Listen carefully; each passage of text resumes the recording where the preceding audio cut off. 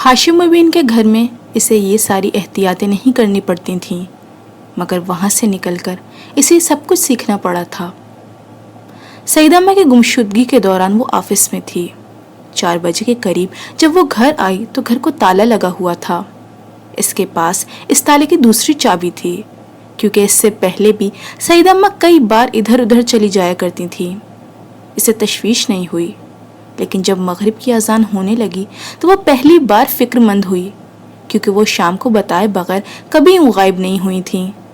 ساتھ والوں کے ہاں پتہ کرنے پر اسے پتہ چلا کہ ان کا بیٹا انہیں بلال کے گھر صبح چھوڑ آیا تھا۔ سعیدہ اماں پہلے بھی اکثر وہاں آتی جاتی رہتی تھیں، اس لیے امامہ ان لوگوں کو اچھی طرح جانتی تھی۔ اس نے وہاں فون کیا تو اسے پتہ چلا کہ وہ دوپہر کو وہاں سے جا چکی تھیں، اور تب پہلی بار اسے صحیح معنوں میں تشویش ہونے لگی۔ اس نے باری باری ہر اس جگہ پتہ کیا جہاں وہ جا سکتی تھیں، مگر وہ کہیں بھی نہیں ملی، اور تب اس نے ڈاکٹر سبط علی کو اطلاع دی۔ اس کی حالت تب تک بے حد خراب ہو چکی تھی۔ سعیدہ اماں کا میل جول اپنے محلے تک ہی تھا۔ وہ اندرون شہر کے علاوہ کسی جگہ کو اچھی طرح نہیں جانتی تھیں۔ انہیں کسی دوسرے جگہ جانا ہوتا تو وہ ہمسایوں کے کسی لڑکے کے ساتھ جاتی، یا پھر امامہ کے ساتھ، اور یہی بات امامہ کو تشویش میں مبتلا کر رہی تھی۔ دوسری طرف سالار اندرون شہر کے سوا شہر کے تمام پوش علاقوں سے واقف تھا۔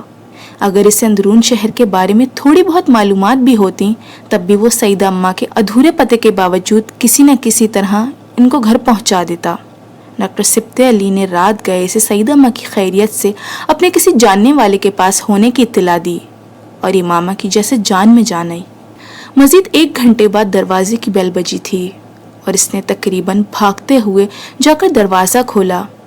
دروازے کی اوٹ سے اس نے سعیدہ اماں کے پیچھے کھڑے ایک خوش شکل آدمی کو دیکھا، جس نے دروازہ کھلنے پر اسے سلام کیا، اور پھر سعیدہ اماں کو خدا حافظ کہتے ہوئے مڑ گیا، اور اس دوسرے دراز قامت شخص کے پیچھے چلنے لگا، جس کی امامہ کی طرف پشت تھی۔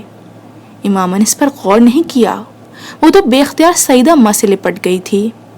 سعیدہ اماں اگلے کئی دن اس کے سامنے ان دونوں کا نام لیتی رہیں، سالار اور فرقان۔ امامہ کو پھر بھی شبہ نہیں ہوا کہ وہ سالار سکندر بھی ہو سکتا تھا۔ مردہ لوگ زندہ نہیں ہو سکتے تھے، اور اسے اگر اس کی موت کا یقین نہ بھی ہوتا تب بھی سالار سکندر جیسا شخص نہ تو ڈاکٹر سبط علی کا شناسہ ہو سکتا تھا، نہ ہی اس میں اس طرح کی اچھائیاں ہو سکتی تھیں جن اچھائیوں کا ذکر سعیدہ اماں وقتاً فوقتاً کرتی رہتی تھیں۔ اس کے کچھ عرصے بعد اس نے جس شخص کو اس رات سعیدہ اماں کے ساتھ سیڑھیوں پر کھڑے دیکھا، اس شخص سے اس کی پہلی ملاقات ہوئی۔ فرقان اپنی بیوی کے ساتھ ان کے ہاں آیا تھا۔ اسے وہ اور اس کی بیوی دونوں اچھے لگے تھے۔ پھر وہ چند ایک بار اور ان کے گھر آئے تھے۔ ان کے ساتھ ان کی شناسائی میں اضافہ ہو گیا تھا۔ اسے جاب کرتے تب 2 سال ہو چکے تھے۔ کچھ وقت شاید اور اسی طرح گزر جاتا اگر وہ اتفاقاً ایک روز اس سڑک سے نہ گزرتی جہاں جلال کی بنائے ہوئے ہاسپٹل کے باہر اس کا نام آویزاں تھا۔ جلال انصر کا نام اس کا قدم روک دینے کے لیے کافی تھا، مگر کچھ دیر تک ہاسپٹل کے باہر اس کا نام دیکھتے رہنے کے بعد اس نے طے کیا تھا کہ وہ دوبارہ اس سڑک پر کبھی نہیں آئے گی۔ جلال شادی کر چکا تھا۔ یہ وہ گھر چھوڑتے وقت ہی سالار سے جان چکی تھی، اور وہ دوبارہ اس کی زندگی میں نہیں آنا چاہتی تھی، مگر اس کا یہ فیصلہ دیر پا ثابت نہیں ہوا۔ 2 ہفتے کے بعد فارماسیوٹیکل کمپنی کے آفس میں ہی اس کی ملاقات رابعہ سے ہوئی۔ رابعہ وہاں کسی کام سے آئی تھی۔ چند لمحوں کے لیے تو اسے اپنے سامنے دیکھ کر اس کی سمجھ میں نہیں آیا کہ وہ کس طرح کا رد عمل ظاہر کرے۔ یہ مشکل رابعہ نے آسان کر دی۔ وہ اس سے بڑی گرمجوشی کے ساتھ ملی۔ تم یکدم کہاں غائب ہو گئی تھی؟ کالج اور ہاسٹل میں تو ایک لمبا عرصہ طوفان مچا رہا۔ رابعہ نے چھوٹتے ہی اس سے پوچھا۔ امام نے مسکرانے کی کوشش کی۔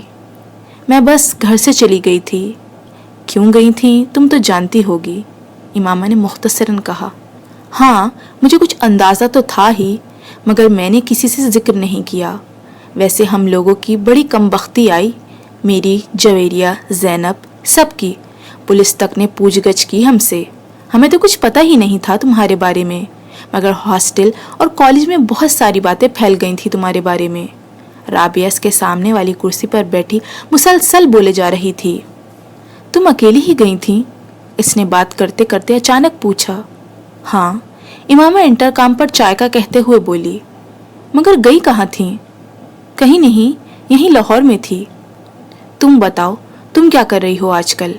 اور جویریہ، باقی سب؟ امامہ نے بات بدلتے ہوئے کہا۔ میں پریکٹس کر رہی ہوں لاہور میں، جویریہ اسلام آباد میں ہوتی ہے، شادی ہو گئی ہے اس کی ایک ڈاکٹر سے، میری بھی فاروق سے ہوئی ہے، تمہیں تو یاد ہوگا، کلاس فیلو تھا میرا۔ امامہ مسکرائی۔ اور زینب؟ اس کا دل بے اختیار دھڑکا تھا۔ ہاں، زینب آج کل انگلینڈ میں ہوتی ہے، ریزیڈنسی کر رہی ہے وہاں اپنے شوہر کے ساتھ، اس کے بھائی کے ساتھ ہاسپٹل میں ہی فاروق پریکٹس کرتے ہیں۔ امامہ نے بے اختیاری سے دیکھا۔ جلال انصر کے ہاسپٹل میں؟ ہاں، اسی کے ہاسپٹل میں، وہ اسپیشلائزیشن کر کے آیا ہے کچھ عرصے پہلے، لیکن بیچارے کے ساتھ بڑی ٹریجڈی ہوئی ہے، چند ماہ پہلے طلاق ہو گئی ہے، حالانکہ اتنا اچھا بندہ ہے، مگر امامہ اس کے چہرے سے نظر نہیں ہٹا سکی۔ طلاق؟ کیوں؟ پتہ نہیں، فاروق نے پوچھا تھا اس سے، کہہ رہا تھا انڈرسٹینڈنگ نہیں ہوئی، بیوی بڑی اچھی تھی اس کی، ڈاکٹر ہے وہ بھی، لیکن پتہ نہیں کیوں طلاق ہو گئی۔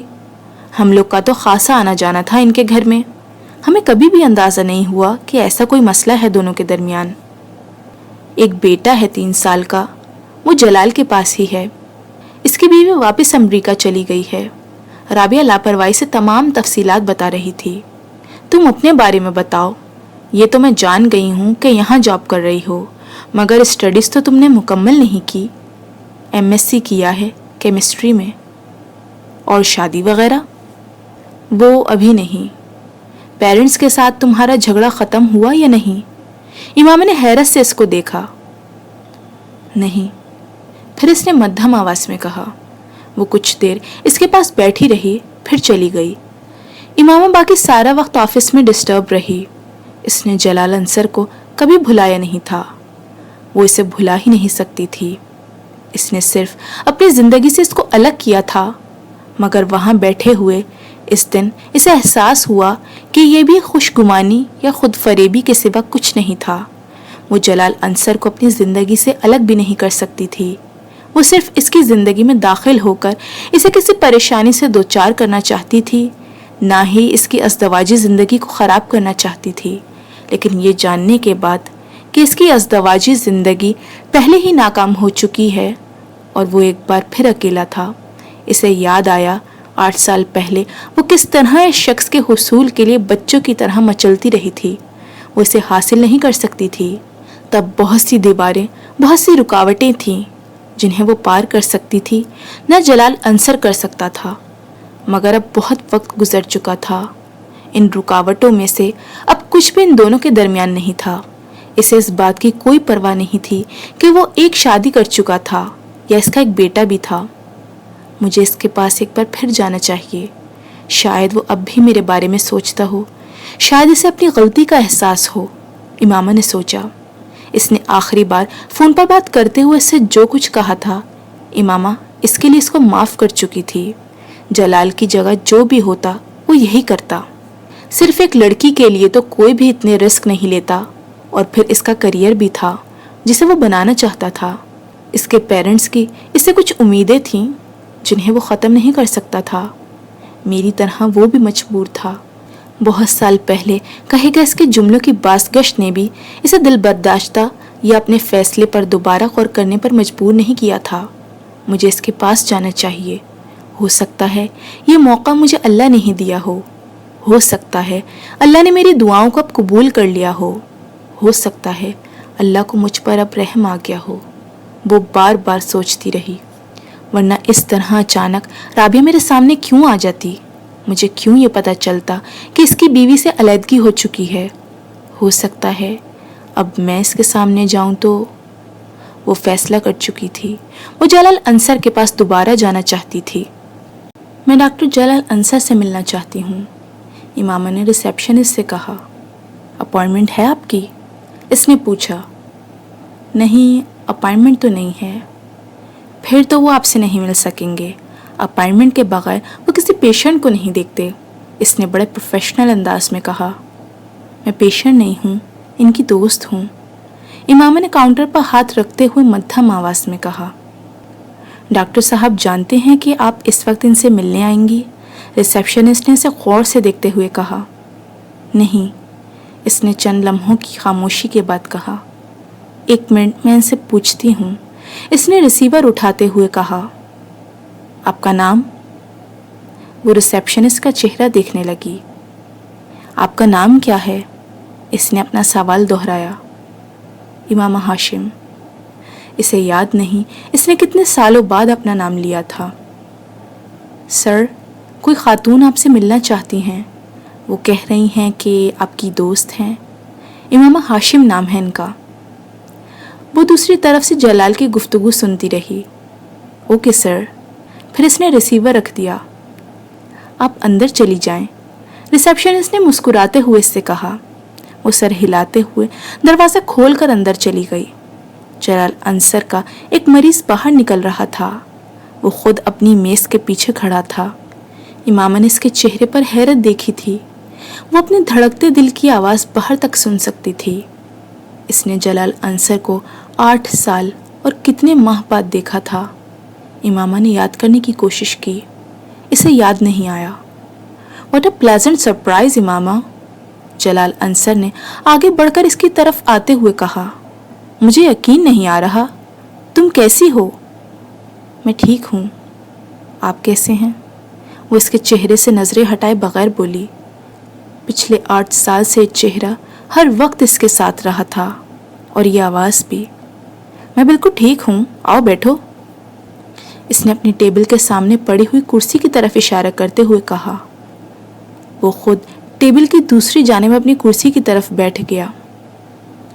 وہ ہمیشہ سے جانتی تھی وہ جلال انصر کو جب بھی دیکھے گی اس کا دل اسی طرح بے قابو ہوگا، مگر اتنی خوشی، ایسی سرشاری تھی جو وہ اپنے رگو پے میں خون کی طرح دوڑتی محسوس کر رہی تھی۔ کیا پیو گی؟ چائے، کافی، سافٹ ڈرنک؟ وہ اس سے پوچھ رہا تھا۔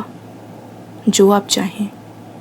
اوکے، کافی منگوا لیتے ہیں، تمہیں پسند تھی۔ وہ انٹرکام اٹھا کر کسی کو کافی بھجوانے کی ہدایت دے رہا تھا، اور وہ اس کا چہرہ دیکھ رہی تھی۔ اس کے چہرے پر داڑھی اب نہیں تھی۔ اس کا ہیئر اسٹائل مکمل طور پر تبدیل ہو چکا تھا۔ اس کا وزن پہلے کی نسبت کچھ بڑھ گیا تھا۔ وہ پہلے کی نسبت بہت پراعتماد اور پرتکلف نظر آ رہا تھا۔ تم آج کل کیا کر رہی ہو؟ ریسیور رکھتے ہی اس نے امامہ سے پوچھا۔ ایک فارماسیوٹیکل کمپنی میں کام کر رہی ہوں۔ MBBS تو چھوڑ دیا تھا تم نے؟ ہاں، MSc کیا ہے کیمسٹری میں۔ کون سی کمپنی ہے؟ امامہ نے نام بتایا۔ وہ تو بہت اچھی کمپنی ہے۔ وہ کچھ دیر اس کی کمپنی کے بارے میں تعریفی تبصرہ کرتا رہا۔ وہ چپ چاپ اسے دیکھتی رہی۔ میں اسپیشلائزیشن کر کے آیا ہوں، وہ اپنے بارے میں بتانے لگا۔ وہ پلکیں جھپکائے بغیر کسی معمول کی طرح اسے دیکھتی رہی۔ بعض لوگوں کو صرف دیکھ لینا ہی کتنا کافی ہوتا ہے، اس نے اس سے بات کرتے دیکھ کر سوچا۔ 1 سال ہوا ہے اس ہاسپٹل کو شروع کیے، اور بہت اچھی پریکٹس چل رہی ہے میری۔ وہ بولتا رہا۔ کافی آ چکی تھی۔ تمہیں میرا کیسے پتا چلا؟ وہ کافی کا کپ اٹھاتے ہوئے بولا۔ میں نے آپ کے ہاسپٹل کے بورڈ پر آپ کا نام پڑھا، پھر رابعہ سے ملاقات ہوئی۔ آپ جانتے ہوں گے، زینب بھی واقف تھی اس سے۔ رابعہ فاروق کی بات کر رہی ہو؟ بہت اچھی طرح جانتا ہوں، اس کا شوہر ڈاکٹر فاروق میرے ساتھ کام کرتا ہے، اس نے کافی پیتے ہوئے کہا۔ ہاں وہی۔ پھر میں یہاں آ گئی۔ امامہ نے ابھی کافی نہیں پی تھی۔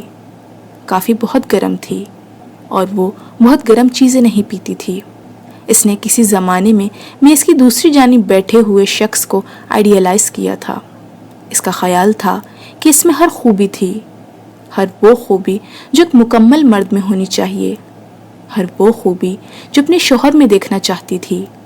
8.5 سال گزر گئے تھے، اور امامہ کو یقین تھا وہ اب بھی ویسا ہی ہے۔ چہرے سے داڑھی کے ہٹ جانے کا مطلب یہ نہیں ہو سکتا کہ اس کو اب حضرت محمد مصطفیٰ صلی اللہ علیہ وسلم سے محبت نہ رہی ہو۔ اپنے ہاسپٹل کی کامیابی کے قصیدے پڑھتے ہوئے بھی امامہ اس کی اسی آواز کو اپنے کانوں میں گونجتا ہوا محسوس کر رہی تھی، جس آواز نے ایک بار اس کی زندگی کا سب سے مشکل فیصلہ آسان کر دیا تھا۔ وہ اس کے منہ سے کامیاب پریکٹس اور شہرت کا سن کر مسرور تھی۔ جلال نے زندگی میں انہی کامیابیوں کو سمیٹنے کے لیے 8.5 سال پہلے اسے چھوڑ دیا تھا، مگر وہ خوش تھی۔ آج سب کچھ جلال انصر کی مٹھی میں تھا۔ کم از کم آج فیصلہ کرنے میں اسے کسی دشواری کا سامنا نہیں کرنا پڑتا۔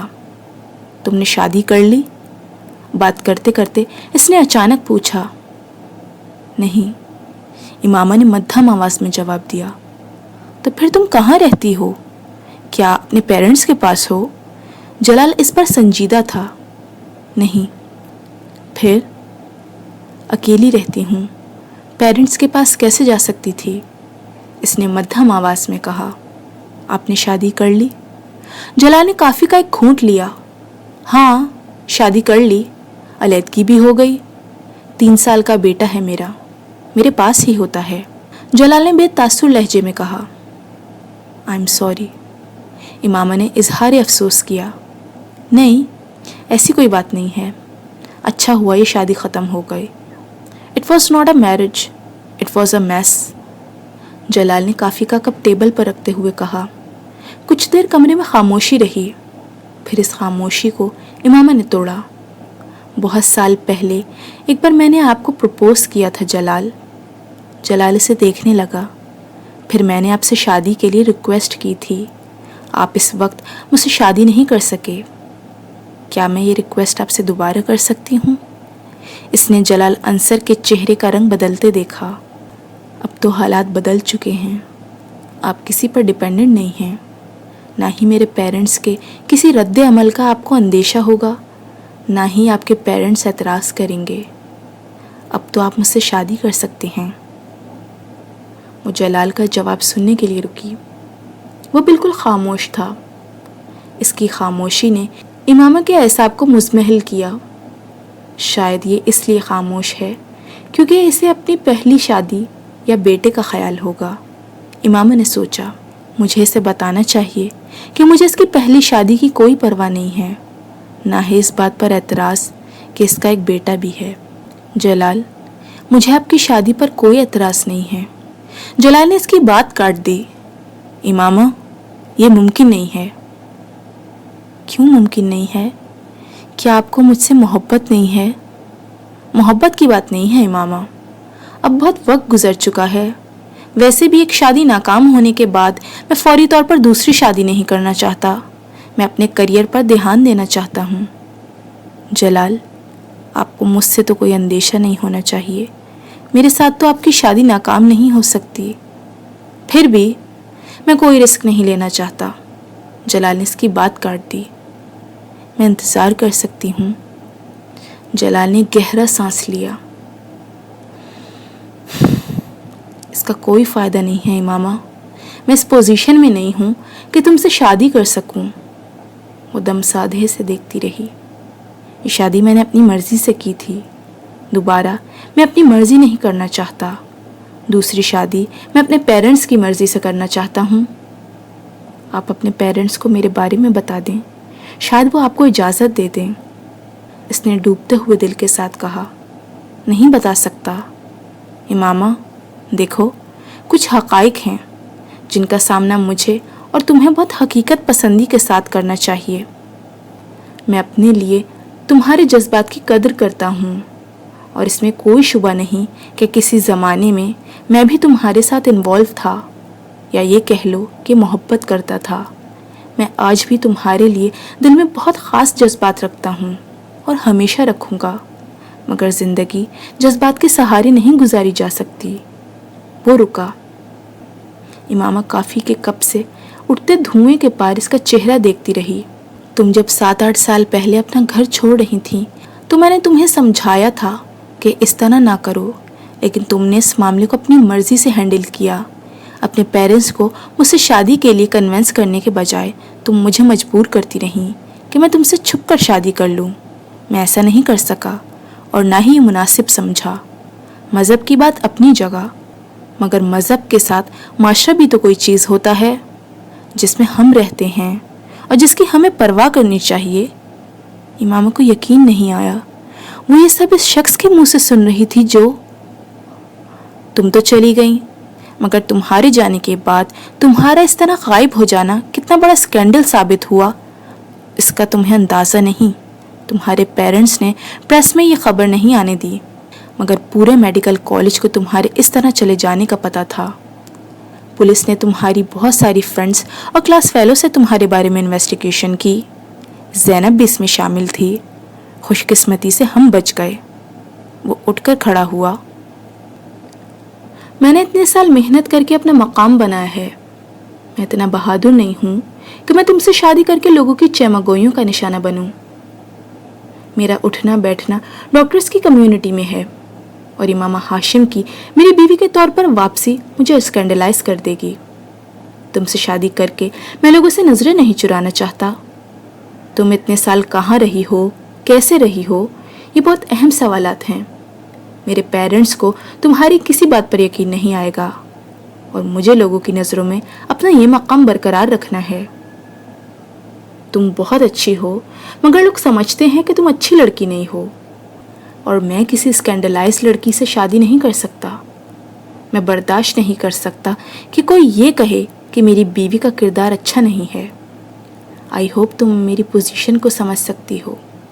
کافی کے کپ سے اٹھتا دھواں ختم ہو چکا تھا، مگر جلال انصر کا چہرہ ابھی کسی دھوئیں کے پیچھے چھپا نظر آ رہا تھا، یا پھر یہ اس کی آنکھوں میں اترنے والی دھن تھی جس نے جلال انصر کو غائب کر دیا تھا۔ کرسی کے دونوں ہتھوں کا سہارا لیتے ہوئے وہ اٹھ کھڑی ہوئی۔ ہاں، میں سمجھ سکتی ہوں، اس نے اپنے آپ کو کہتا سنا۔ خدا حافظ۔ I'm sorry امامہ۔ جلال معذرت کر رہا تھا۔ امامہ نے اسے نہیں دیکھا۔ وہ جیسے نیند کی حالت میں چلتے ہوئے کمرے سے باہر آ گئی۔ شام کے 7 بج چکے تھے، اندھیرا چھا چکا تھا۔ سڑکوں پر اسٹریٹ لائٹس اور نیون سائن بورڈز روشن تھے۔ سڑک پر بہت زیادہ ٹریفک تھی۔ اس پورے روڈ پر دونوں طرف ڈاکٹرز کے کلینک تھے۔ اسے یاد تھا کسی زمانے میں اس کی بھی خواہش تھی کہ اس کا بھی ایسا ہی کلینک ہو۔ اسے یہ بھی یاد تھا کہ وہ بھی اپنے نام کے آگے اسی طرح کوالیفیکیشن کی ایک لمبی لسٹ دیکھنا چاہتی تھی، بالکل ویسے ہی جس طرح جلال انصر کے نام کے ساتھ تھیں، بالکل ویسے ہی جس طرح اس روڈ پر لگے ہوئے بہت سے ڈاکٹرز کے نام کے آگے تھیں۔ یہ سب ہو سکتا تھا، یہ سب ممکن تھا، اس کے ہاتھ کی مٹھی میں تھا۔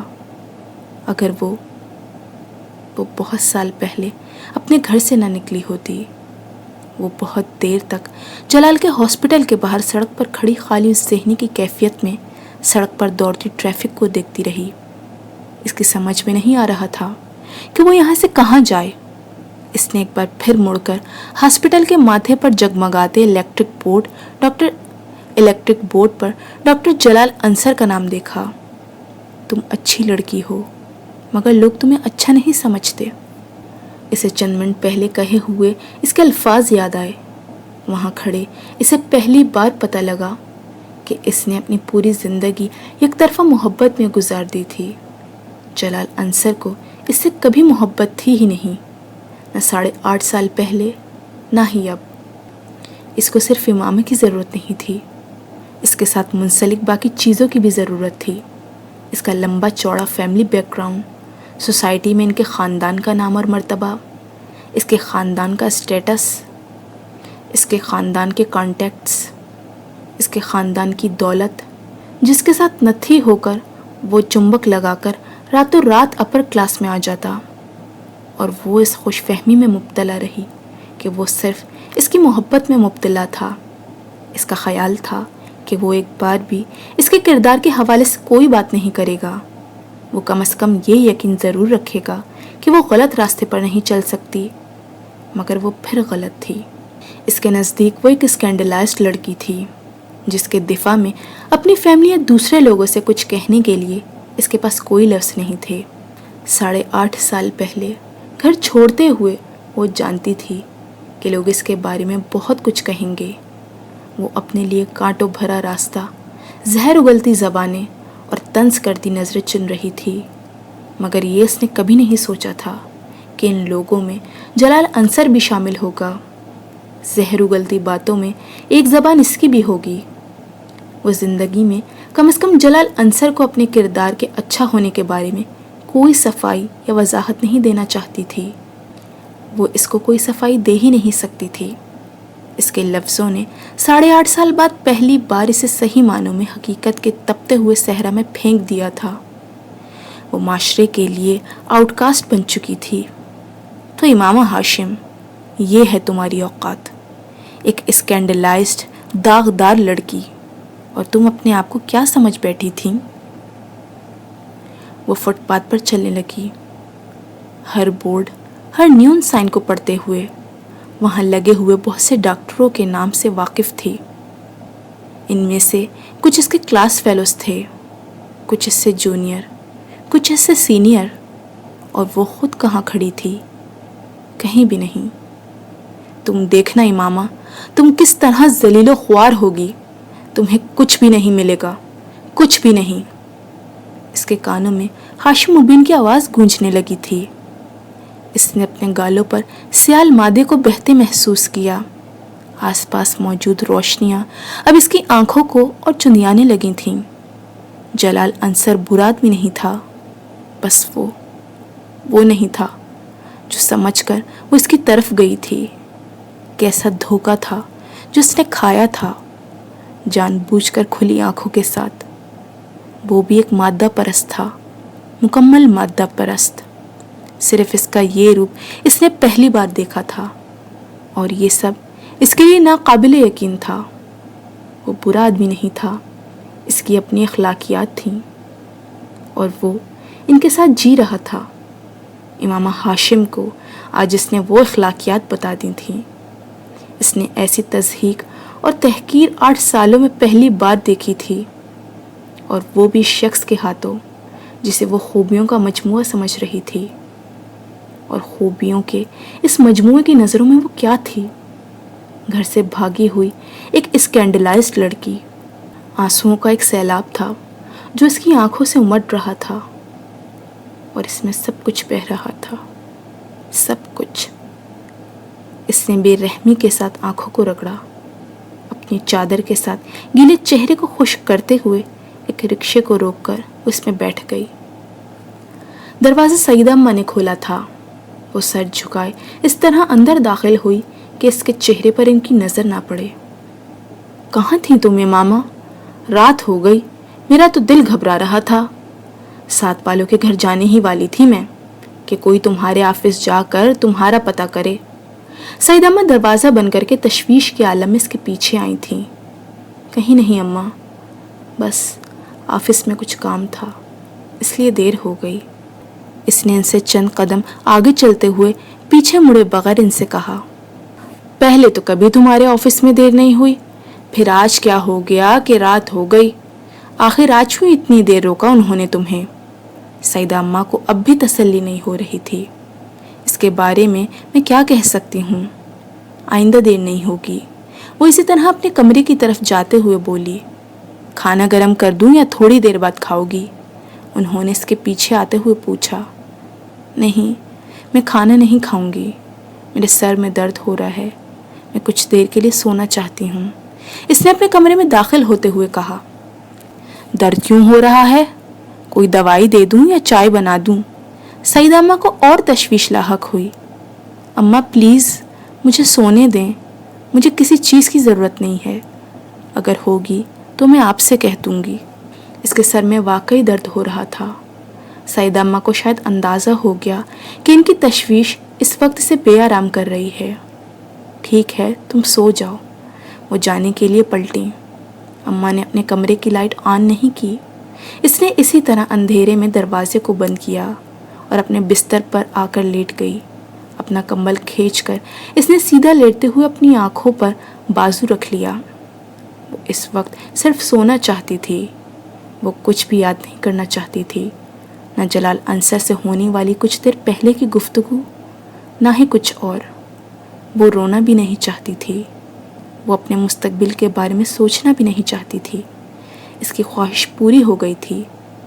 اسے نیند کیسے آئے گی یہ وہ نہیں جانتی تھی، مگر وہ بہت گہری نیند سو گئی تھی۔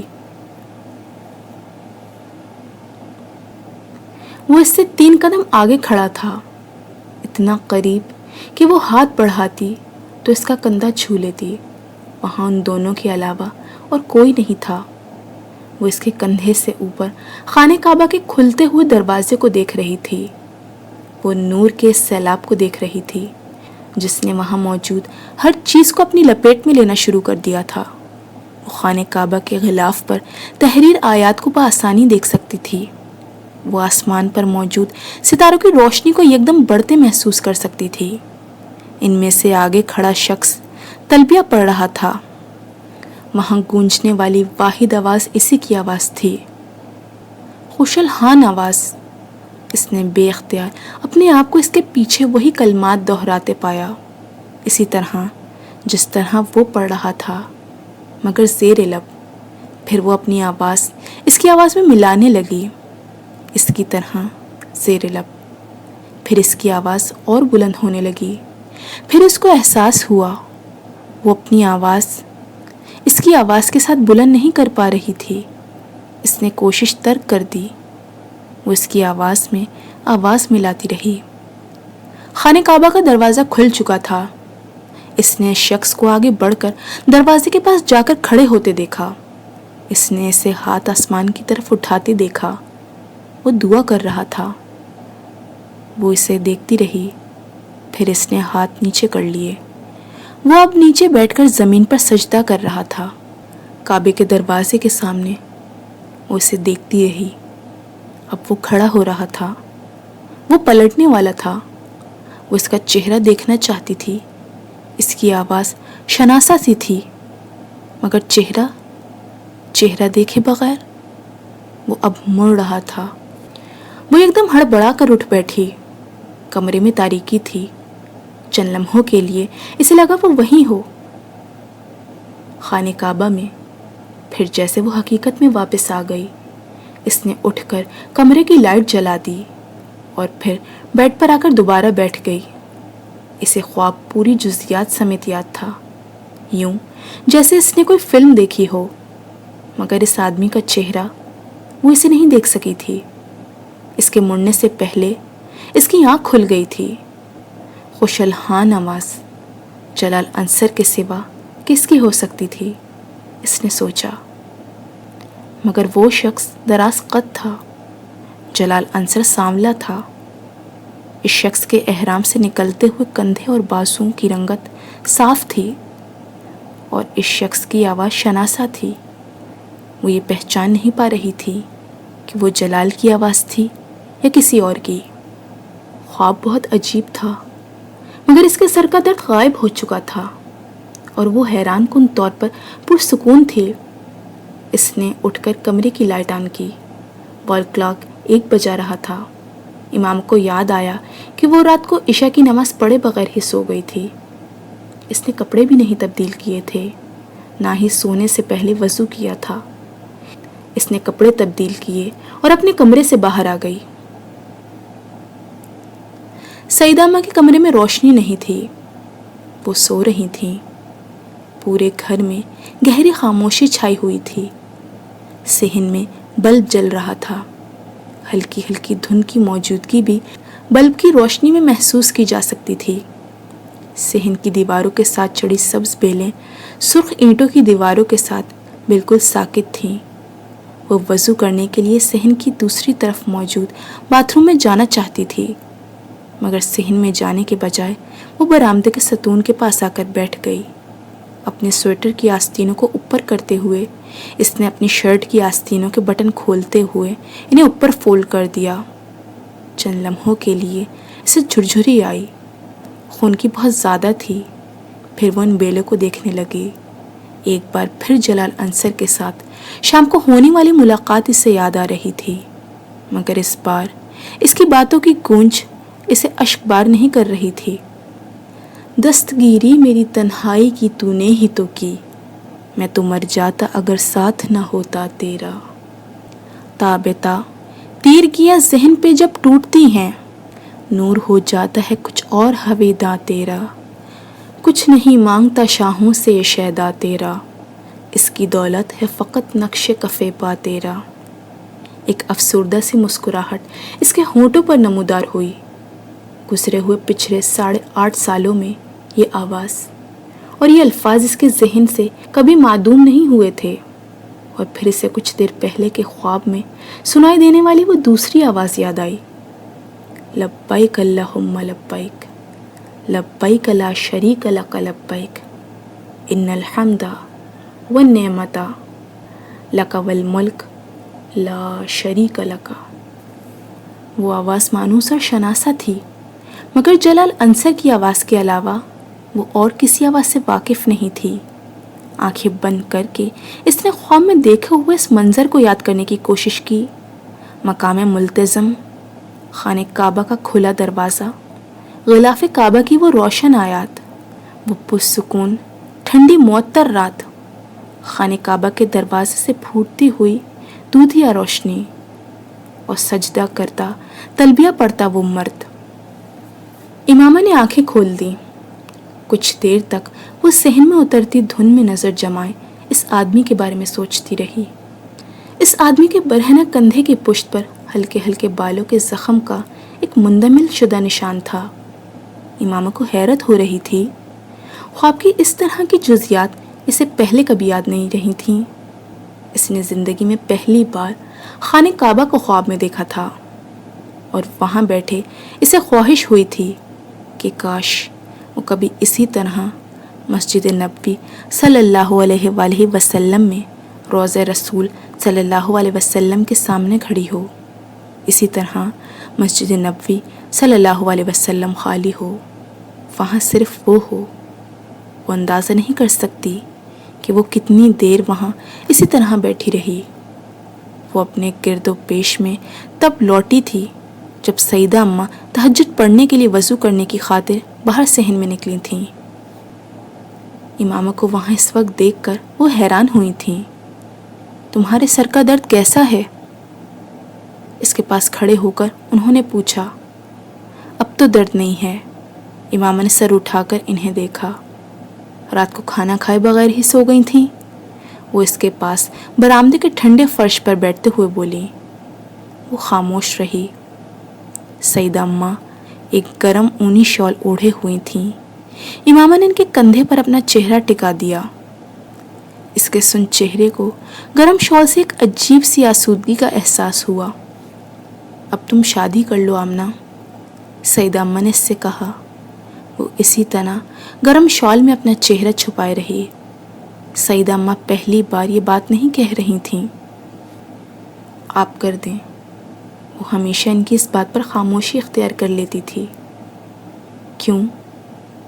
وجہ وہ خود بھی نہیں جانتی تھی، لیکن آج پہلی بار وہ خاموش نہیں رہی تھی۔ تم سچ کہہ رہی ہو؟ سیدہ اماں اس کی بات پر حیران ہوئی تھیں۔ میں سچ کہہ رہی ہوں۔ امامہ نے سر ان کے کندھے سے اٹھا لیا۔ تمہیں کوئی پسند ہے؟ سیدہ اماں نے اس سے پوچھا۔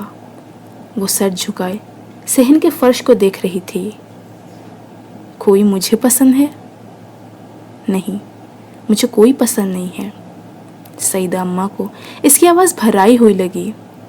اس سے پہلے کہ وہ اس سے کچھ کہتی، اس نے ایک بار پھر ان کی شال میں اپنا چہرہ چھپا لیا۔ تمہاری شادی ہو جائے تو میں بھی انگلینڈ چلی جاؤں گی، انہوں نے اس کے سر کو تھپتھپاتے ہوئے کہا، اور اس کے سر کو تھپتھپاتے ہوئے انہیں احساس ہوا کہ وہ ان کی شال میں منہ چھپائے ہچکیوں سے رو رہی تھی۔ آمنہ، آمنہ بیٹا کیا ہوا؟ انہوں نے پریشان ہو کر اس کا چہرہ اٹھانے کی کوشش کی۔ وہ کامیاب نہیں ہوئی۔ وہ اسی طرح ان کے ساتھ لگ کر رو رہی تھی۔ اللہ کے لیے کچھ تو بتاؤ، کیوں رو رہی ہو؟ وہ دل گرفتہ ہو گئیں۔ کچھ نہیں، بس ایسے ہی، سر میں درد ہو رہا ہے۔ انہوں نے زبردستی اس کا گیلا چہرہ اوپر کیا تھا۔ وہ اب اپنی آستینوں سے چہرے کو پونچھتے ہوئے اٹھ کھڑی ہوئی۔ اس نے سیدہ اماں سے آنکھیں نہیں ملائی تھیں۔ سیدہ اماں ہکا بکا اسے باتھ روم کی طرف جاتے دیکھتی رہیں۔ سیدہ اماں اس کی شادی کی بات کرنے والی اکیلی نہیں تھیں، اس کی تعلیم مکمل ہونے کے بعد ڈاکٹر سبط علی نے ایک بار پھر اس سے شادی کا ذکر کیا تھا۔ وہ نہیں جانتی تھی تب اس نے کیوں انکار کر دیا تھا، یہ جاننے کے باوجود کہ وہ اب آزاد تھی۔ مجھے کچھ عرصے جاب کر لینے دیں، اس کے بعد میں شادی کر لوں گی، اس نے ڈاکٹر سبط علی سے کہا تھا۔ شاید یہ پچھلے کئی سالوں سے ڈاکٹر سبط علی پر مالی طور پر ایک بوجھ بننے کا احساس تھا جس سے وہ نجات حاصل کرنا چاہتی تھی، یا پھر کہیں اس کے لاشعور میں یہ چیز تھی کہ ڈاکٹر سبط علی کو اس کی شادی پر ایک بار پھر اخراجات کرنے پڑیں گے، اور وہ یہ چاہتی تھی کہ وہ ان اخراجات کے لیے خود کچھ جمع کرنے کی کوشش کر لے۔ اس نے یہ بات ڈاکٹر سبط علی کو نہیں بتائی تھی، مگر اس نے ان سے جاب کی اجازت لے لی تھی۔ شاید وہ کچھ عرصے ابھی مزید جاب کرتی رہتی، مگر جلال انصر سے اس ملاقات کے بعد وہ ایک تکلیف دہ ذہنی دھچکے سے دوچار ہوئی تھی، اور اس نے یکدم سعیدہ اماں کے سامنے ہتھیار ڈال دیے تھے۔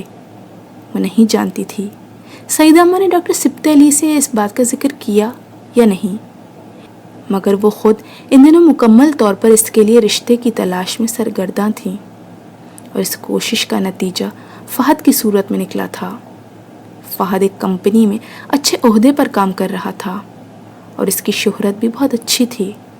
فہد کے گھر والے اسے پہلی ہی بار دیکھ کر پسند کر گئے تھے، اور اس کے بعد سعیدہ اماں نے ڈاکٹر سبط علی سے اس رشتے کی بات کی۔ ڈاکٹر سبط علی کو کچھ تامل ہوا، مگر سعیدہ اماں کی فہد اور اس کے گھر والوں کی بے پناہ تعریفوں کے بعد، اور فہد اور اس کے گھر والوں سے خود ملنے کے بعد، انہوں نے سعیدہ اماں کی پسند پر کوئی اعتراض نہیں کیا تھا۔ البتہ انہوں نے فہد کے بارے میں بہت چھان بین کروائی تھی، اور پھر وہ بھی مطمئن ہو گئے تھے۔ فہد کے گھر والے 1 سال کے اندر شادی کرنا چاہتے تھے، لیکن پھر اچانک انہوں نے چند ماہ کے اندر ہی شادی پر اصرار کرنا شروع کر دیا۔ یہ صرف اتفاق ہی تھا کہ ڈاکٹر سبط علی اسی دوران اپنی کچھ مصروفیات کی وجہ سے انگلینڈ میں تھے، جب فہد کے گھر والوں کے اصرار پر تاریخ طے کر دی گئی تھی۔ سعیدہ اماں فون پر ان سے مشورہ کرتی رہتی تھیں، اور ڈاکٹر سبط علی نے انہیں اپنا انتظار کرنے کے لیے کہا تھا۔ وہ فوری طور پر وہاں نہیں آ سکتے تھے، البتہ انہوں نے کلثوم آنٹی کو واپس پاکستان بھجوا دیا تھا۔ اس کی شادی کی تیاری کلثوم آنٹی اور مریم نے ہی کی تھی، جو راولپنڈی سے کچھ ہفتوں کے لیے اپنی سسرال سے لاہور آ گئی تھی۔ ڈاکٹر سبط علی نے اس کی شادی کی تاریخ طے ہو جانے کے بعد بھی فون پر اس سے طویل گفتگو کی تھی۔ ان کی تینوں بیٹیوں کی شادی ان کے اپنے خاندان میں ہی ہوئی تھی، اور ان کے سسرال میں سے کسی نے بھی جہیز نہیں لیا تھا، مگر ڈاکٹر سبط علی نے تینوں بیٹیوں کے لیے جہیز کے لیے مخصوص کی جانے والی رقم انہیں تحفتاً دے دی تھی۔ 8.5 سال پہلے جب آپ میرے گھر آئی تھیں اور میں نے آپ کو اپنی بیٹی کہا تھا، تو میں نے آپ کے لیے بھی کچھ رقم رکھی تھی۔ وہ رقم آپ کی امانت ہے، آپ اسے ویسے لے لیں، یا پھر میں مریم اور کلثوم سے کہہ دوں گا کہ وہ آپ کے جہیز کی تیاری پر اسے خرچ کر دیں۔ سعیدہ آپا کی خواہش تھی کہ شادی ان کے گھر پر ہو، ورنہ میں چاہتا تھا کہ شادی میرے گھر پر ہو، آپ کے گھر پر، انہوں نے اس سے کہا تھا۔ مجھے اس بات پر بہت رنج ہے کہ میں اپنی چوتھی بیٹی کی شادی میں شرکت نہیں کر سکوں گا، مگر شاید اس میں ہی کوئی بہتری ہو۔ میں پھر بھی آخری وقت تک کوشش کروں گا کہ کسی طرح شادی پر آ جاؤں۔ وہ ان کی باتوں کے جواب میں بالکل خاموش رہی تھی۔ اس نے کچھ بھی نہیں کہا تھا، نہ ہی یہ اصرار کیا تھا کہ وہ اپنی شادی پر اپنی رقم خرچ کرے گی، اور نہ ہی یہ کہ وہ شادی ان کی رقم سے نہیں کرنا چاہتی۔ اس دن اس کا دل چاہا ان کا ایک اور احسان لینے کو۔ وہ اس پر اتنے احسان کر چکے تھے کہ اب اسے ان احسانوں کی عادت ہونے لگی تھی۔ اسے صرف ان سے ایک گلہ تھا، آخر اس کی شادی میں شرکت کیوں نہیں کر رہے تھے؟ فہد کے گھر والوں کا اصرار تھا کہ شادی سادگی سے ہو، اور اس پر کسی کو بھی اعتراض نہیں ہوا تھا۔ امامہ خود بھی شادی سادگی سے کرنا چاہتی تھی، مگر وہ یہ نہیں جانتی تھی کہ فہد کے گھر والوں کا سادگی پر اصرار دراصل کچھ اور وجوہات کی بنا پر تھا۔ اس کا نکاح مہندی والی شام کو ہونا تھا، مگر اس شام کو سپہر کے قریب فہد کے گھر والوں کی طرف سے یہ اطلاع دی گئی کہ نکاح اگلے دن یعنی شادی والے دن ہی ہوگا۔ तब तक इसे या सईदा अम्मा को कोई अंदाज़ा नहीं हुआ कि फहद के घर में कोई मसला था।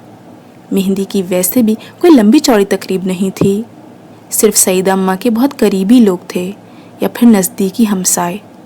निकाह की तकरीब के लिए जिस खाने का एहतमाम किया था वो इन लोगों को सर्व कर दिया गया। शादी की तकरीब भी सादगी से घर पर ही होनी थी।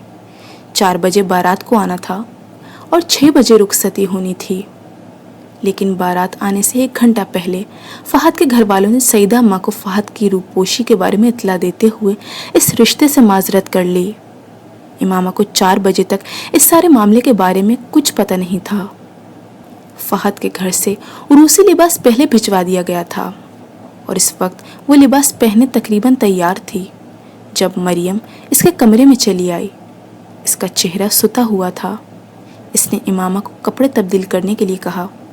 इसने इमामा को फौरी तौर पर यह नहीं बताया था कि फहद के घर वाले इनकार करके जा चुके हैं।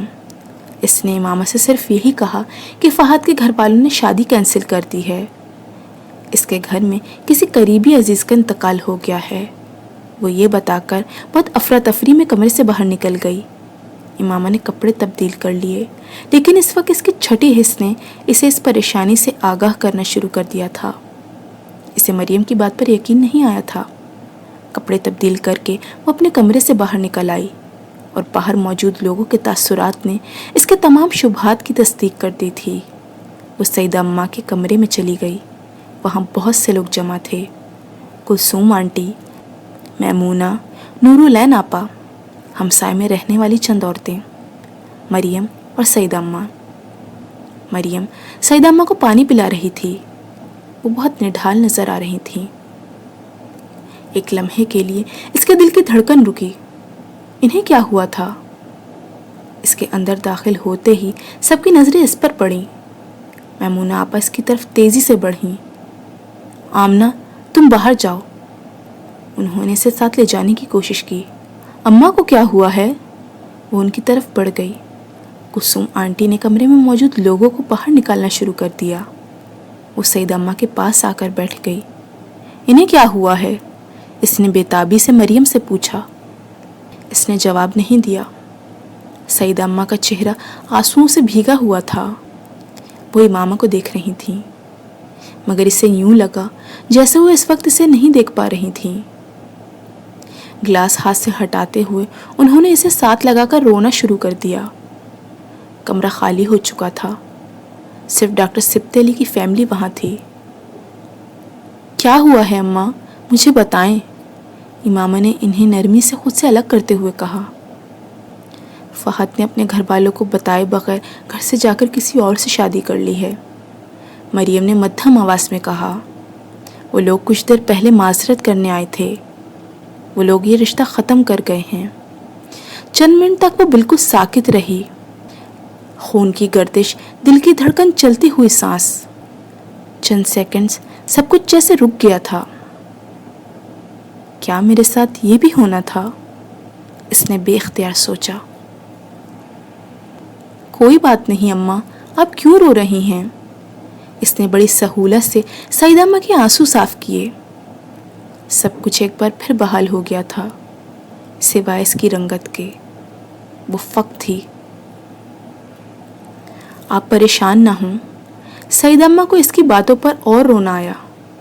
ये सब मेरी वजह से हुआ है। इमामा ने इन्हें बात मुकम्मल नहीं करने दी। अम्मा छोड़े ना, कोई बात नहीं।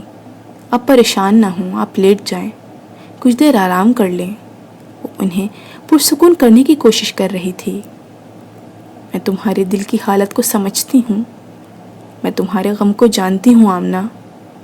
मेरी बच्ची, मुझे माफ़ कर दो। ये सब मेरी वजह से ही हुआ है।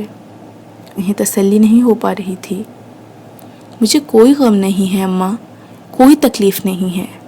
मैं बिल्कुल ठीक हूँ, इसने मुस्कुराते हुए सईदा अम्मा से कहा।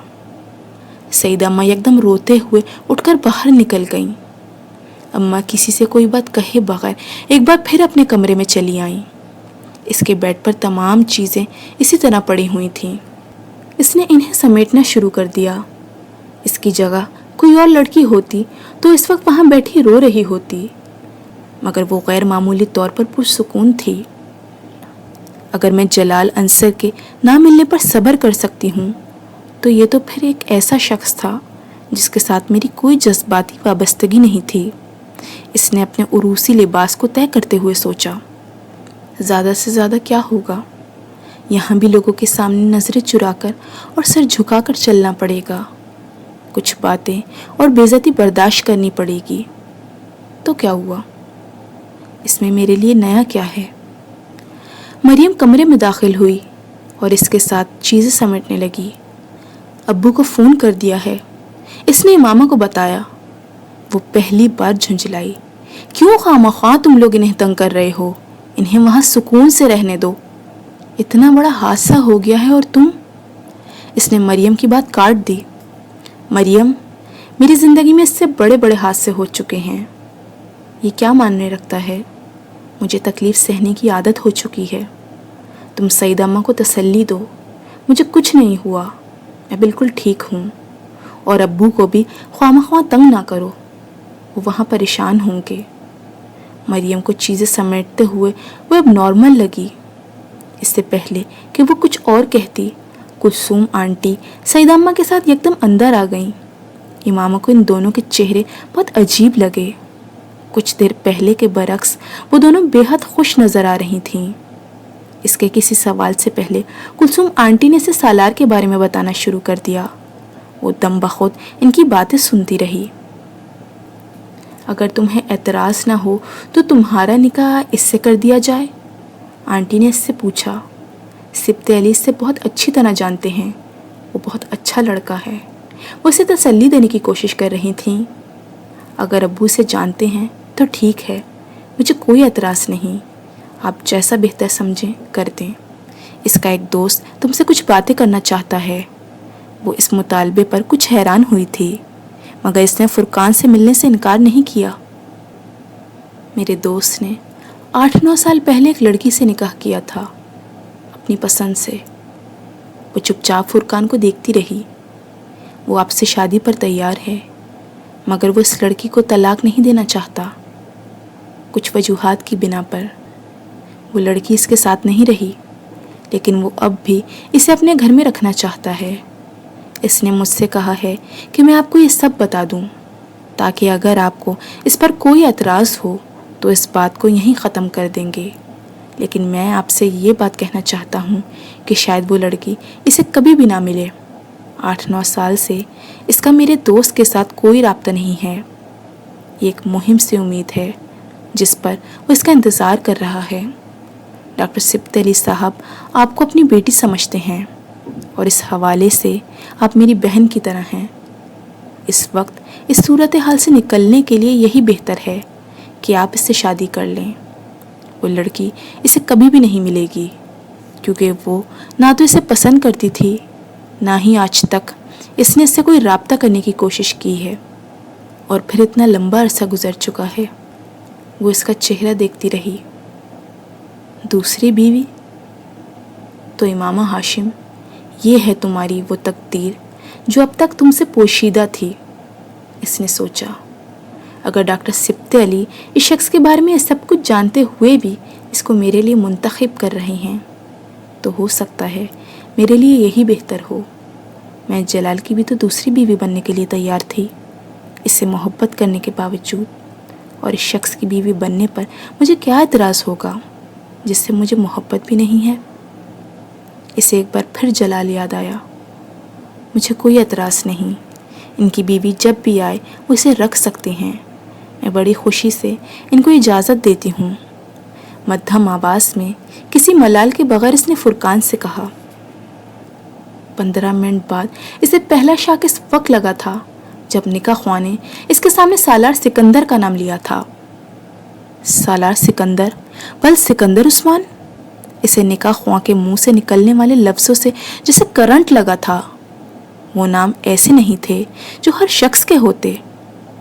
سالار سکندر، سکندر عثمان، اور پھر اس ترتیب میں، کیا یہ شخص زندہ ہے؟ اس کے سر پر جیسے آسمان آ گرا تھا۔ اس کے چہرے پر چادر کا گھونگھٹ نہ ہوتا تو اس وقت اس کے چہرے کے تاثرات نے سب کو پریشان کر دیا ہوتا۔ نکاح خواہ اپنے کلمات دوبارہ دہرا رہا تھا۔ امامہ کا ذہن معاف اور دل ڈوب رہا تھا۔ اگر یہ شخص زندہ تھا تو میں تو اب تک اس کے نکاح میں ہوں۔ میرے خدا، یہ سب کیا ہو رہا ہے؟ ڈاکٹر سبط علی اسے کیسے جانتے ہیں؟ اس کے ذہن میں ایک فشار برپا تھا۔ آمنہ بیٹا، ہاں کہو۔ سیدہ اماں نے اس کے کندھے پر اپنا ہاتھ رکھا۔ سالار سکندر جیسے شخص کے لیے ہاں؟ اس کا دل کسی نے اپنی مٹھی میں لے کر بھینچا۔ وہ ہاں کے علاوہ اس وقت کچھ اور نہیں کہہ سکتی تھی۔ خوف اور شاک کے عالم میں اس نے کاغذ پر دستخط کر دیے۔ کاش کوئی معجزہ ہو، یہ وہ سالار سکندر نہ ہو، یہ سب ایک اتفاق ہو۔ اس نے اللہ سے دعا مانگی تھی۔ ان سب لوگوں کے کمرے سے چلے جانے کے بعد مریم نے اس کے چہرے سے چادر ہٹا دی۔ اس کے چہرے کا رنگ بالکل سفید ہو چکا تھا۔ کیا ہوا؟ مریم کی تشویش میں اضافہ ہو گیا۔ وہ سمجھ نہیں سکی وہ اس سے کیا کہہ رہی تھی۔ اس کا ذہن کہیں اور تھا۔ Just do me a favor۔ اس نے مریم کا ہاتھ پکڑ لیا۔ میں نے نکاح کر لیا ہے، مگر میں آج رخصتی نہیں چاہتی۔ تم سعید اماں سے کہو میں ابھی رخصتی نہیں چاہتی۔ اس کے لہجے میں کچھ نہ کچھ ایسا ضرور تھا کہ مریم اٹھ کر باہر نکل گئی۔ وہ بہت جلد ہی واپس آ گئی۔ امامہ، رخصتی نہیں ہو رہی۔ سالار بھی رخصتی نہیں چاہتا۔ امامہ کے ہاتھوں کی کپکپاہٹ کچھ کم ہو گئی۔ ابو کا فون آنے والا ہے تمہارے لیے، وہ تم سے کچھ بات کرنا چاہتے ہیں۔ اس نے امامہ کو مزید اطلاع دی۔ وہ فون سننے کے لیے دوسرے کمرے میں آ گئی۔ انہوں نے کچھ دیر بعد اسے فون کیا تھا۔ وہ اسے مبارکباد دے رہے تھے۔ امامہ کا دل رونے کا چاہا۔ سالار بہت اچھا انسان ہے، وہ کہہ رہے تھے۔ میری خواہش تھی کہ آپ کی شادی اسی سے ہو، مگر چونکہ آپ سیدہ آپا کے ہاں رہ رہی تھیں، اس لیے میں نے ان کی خواہش اور انتخاب کو مقدم سمجھا۔ وہ سانس لینے تک کے قابل نہیں رہی تھی۔ مجھے علم نہیں تھا کہ سالار نے اس سے پہلے کبھی شادی کی تھی، مگر تھوڑی دیر پہلے فرقان نے مجھے اس کے بارے میں بتایا۔ وہ صرف ضرورتاً کیا جانے والا کوئی نکاح تھا۔ فرقان نے مجھے تفصیل نہیں بتائی، اور میں سمجھتا ہوں کہ اس کی ضرورت بھی نہیں ہے۔ میرے جاننے والوں میں سے سالار سے اچھا کوئی لڑکا ہو ہی نہیں سکتا کہ اس کے نکاح کے بارے میں جان لینے کے بعد میں آپ کی شادی سالار سے کرنے کے بجائے کہیں اور کر دیتا، لیکن میرے ذہن میں سالار کے علاوہ اور کوئی نہیں آیا۔ آپ خاموش کیوں ہیں آمنہ؟ انہیں بات کرتے کرتے اس کا خیال آیا۔ ابو، آپ واپس کب آئیں گے؟ میں ایک ہفتے تک آ رہا ہوں، ڈاکٹر سبط علی نے کہا۔ مجھے آپ سے بہت ساری باتیں کرنی ہیں، مجھے آپ کو بہت کچھ بتانا ہے۔ آپ خوش نہیں ہیں؟ ڈاکٹر سبط علی کو اس کے لہجے نے پریشان کیا۔ آپ پاکستان آ جائیں، پھر میں آپ سے بات کروں گی، اس نے حتمی لہجے میں کہا۔ وہ رات کو سونے سے پہلے وضو کے لیے باتھ روم میں گئی۔ وضو کر کے واپس آتے ہوئے اپنے کمرے میں جانے کے بجائے وہ صحن میں برآمدے کی سیڑھیوں پر بیٹھ گئی۔ گھر میں اس وقت کوئی مہمان نہیں تھا۔ وہ اور سیدہ اماں ہمیشہ کی طرح تنہا تھے۔ سیدہ اماں تھکاوٹ کی وجہ سے بہت جلد سو گئی تھیں۔ وہ ملازمہ کے ساتھ گھر میں موجود کام نمٹا رہی تھی۔ 10:30 بجے کے قریب ملازمہ بھی اپنا کام ختم کر کے سونے کے لیے چلی گئی۔ وہ شادی کے کاموں کی وجہ سے پچھلے کچھ دنوں سے وہیں رہ رہی تھی۔ امامہ کچن اور اپنے کمرے کے بہت سے چھوٹے چھوٹے کام نمٹاتی رہی۔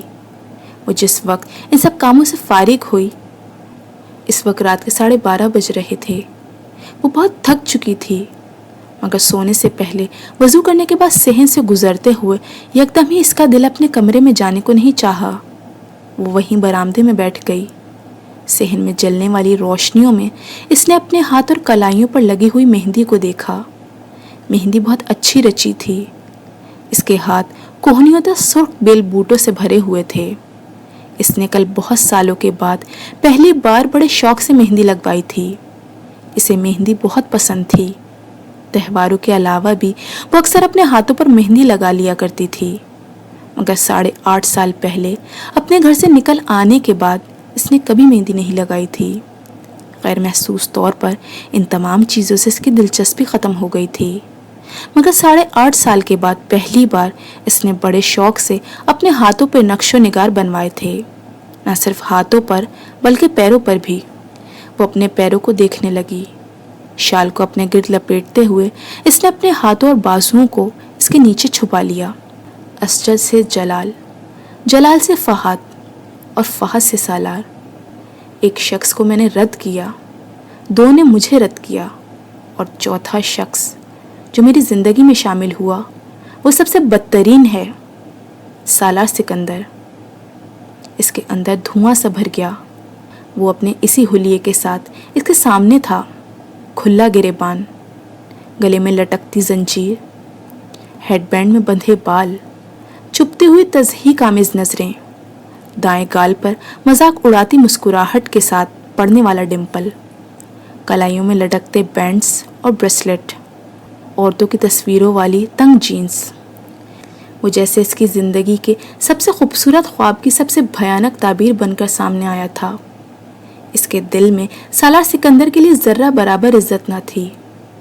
میں نے زندگی میں بہت سی غلطیاں کی ہیں، مگر میں اتنی بری نہیں ہوں کہ تمہارے جیسا برا مرد میری زندگی میں آئے، اس نے کئی سال پہلے فون پر اس سے کہا تھا۔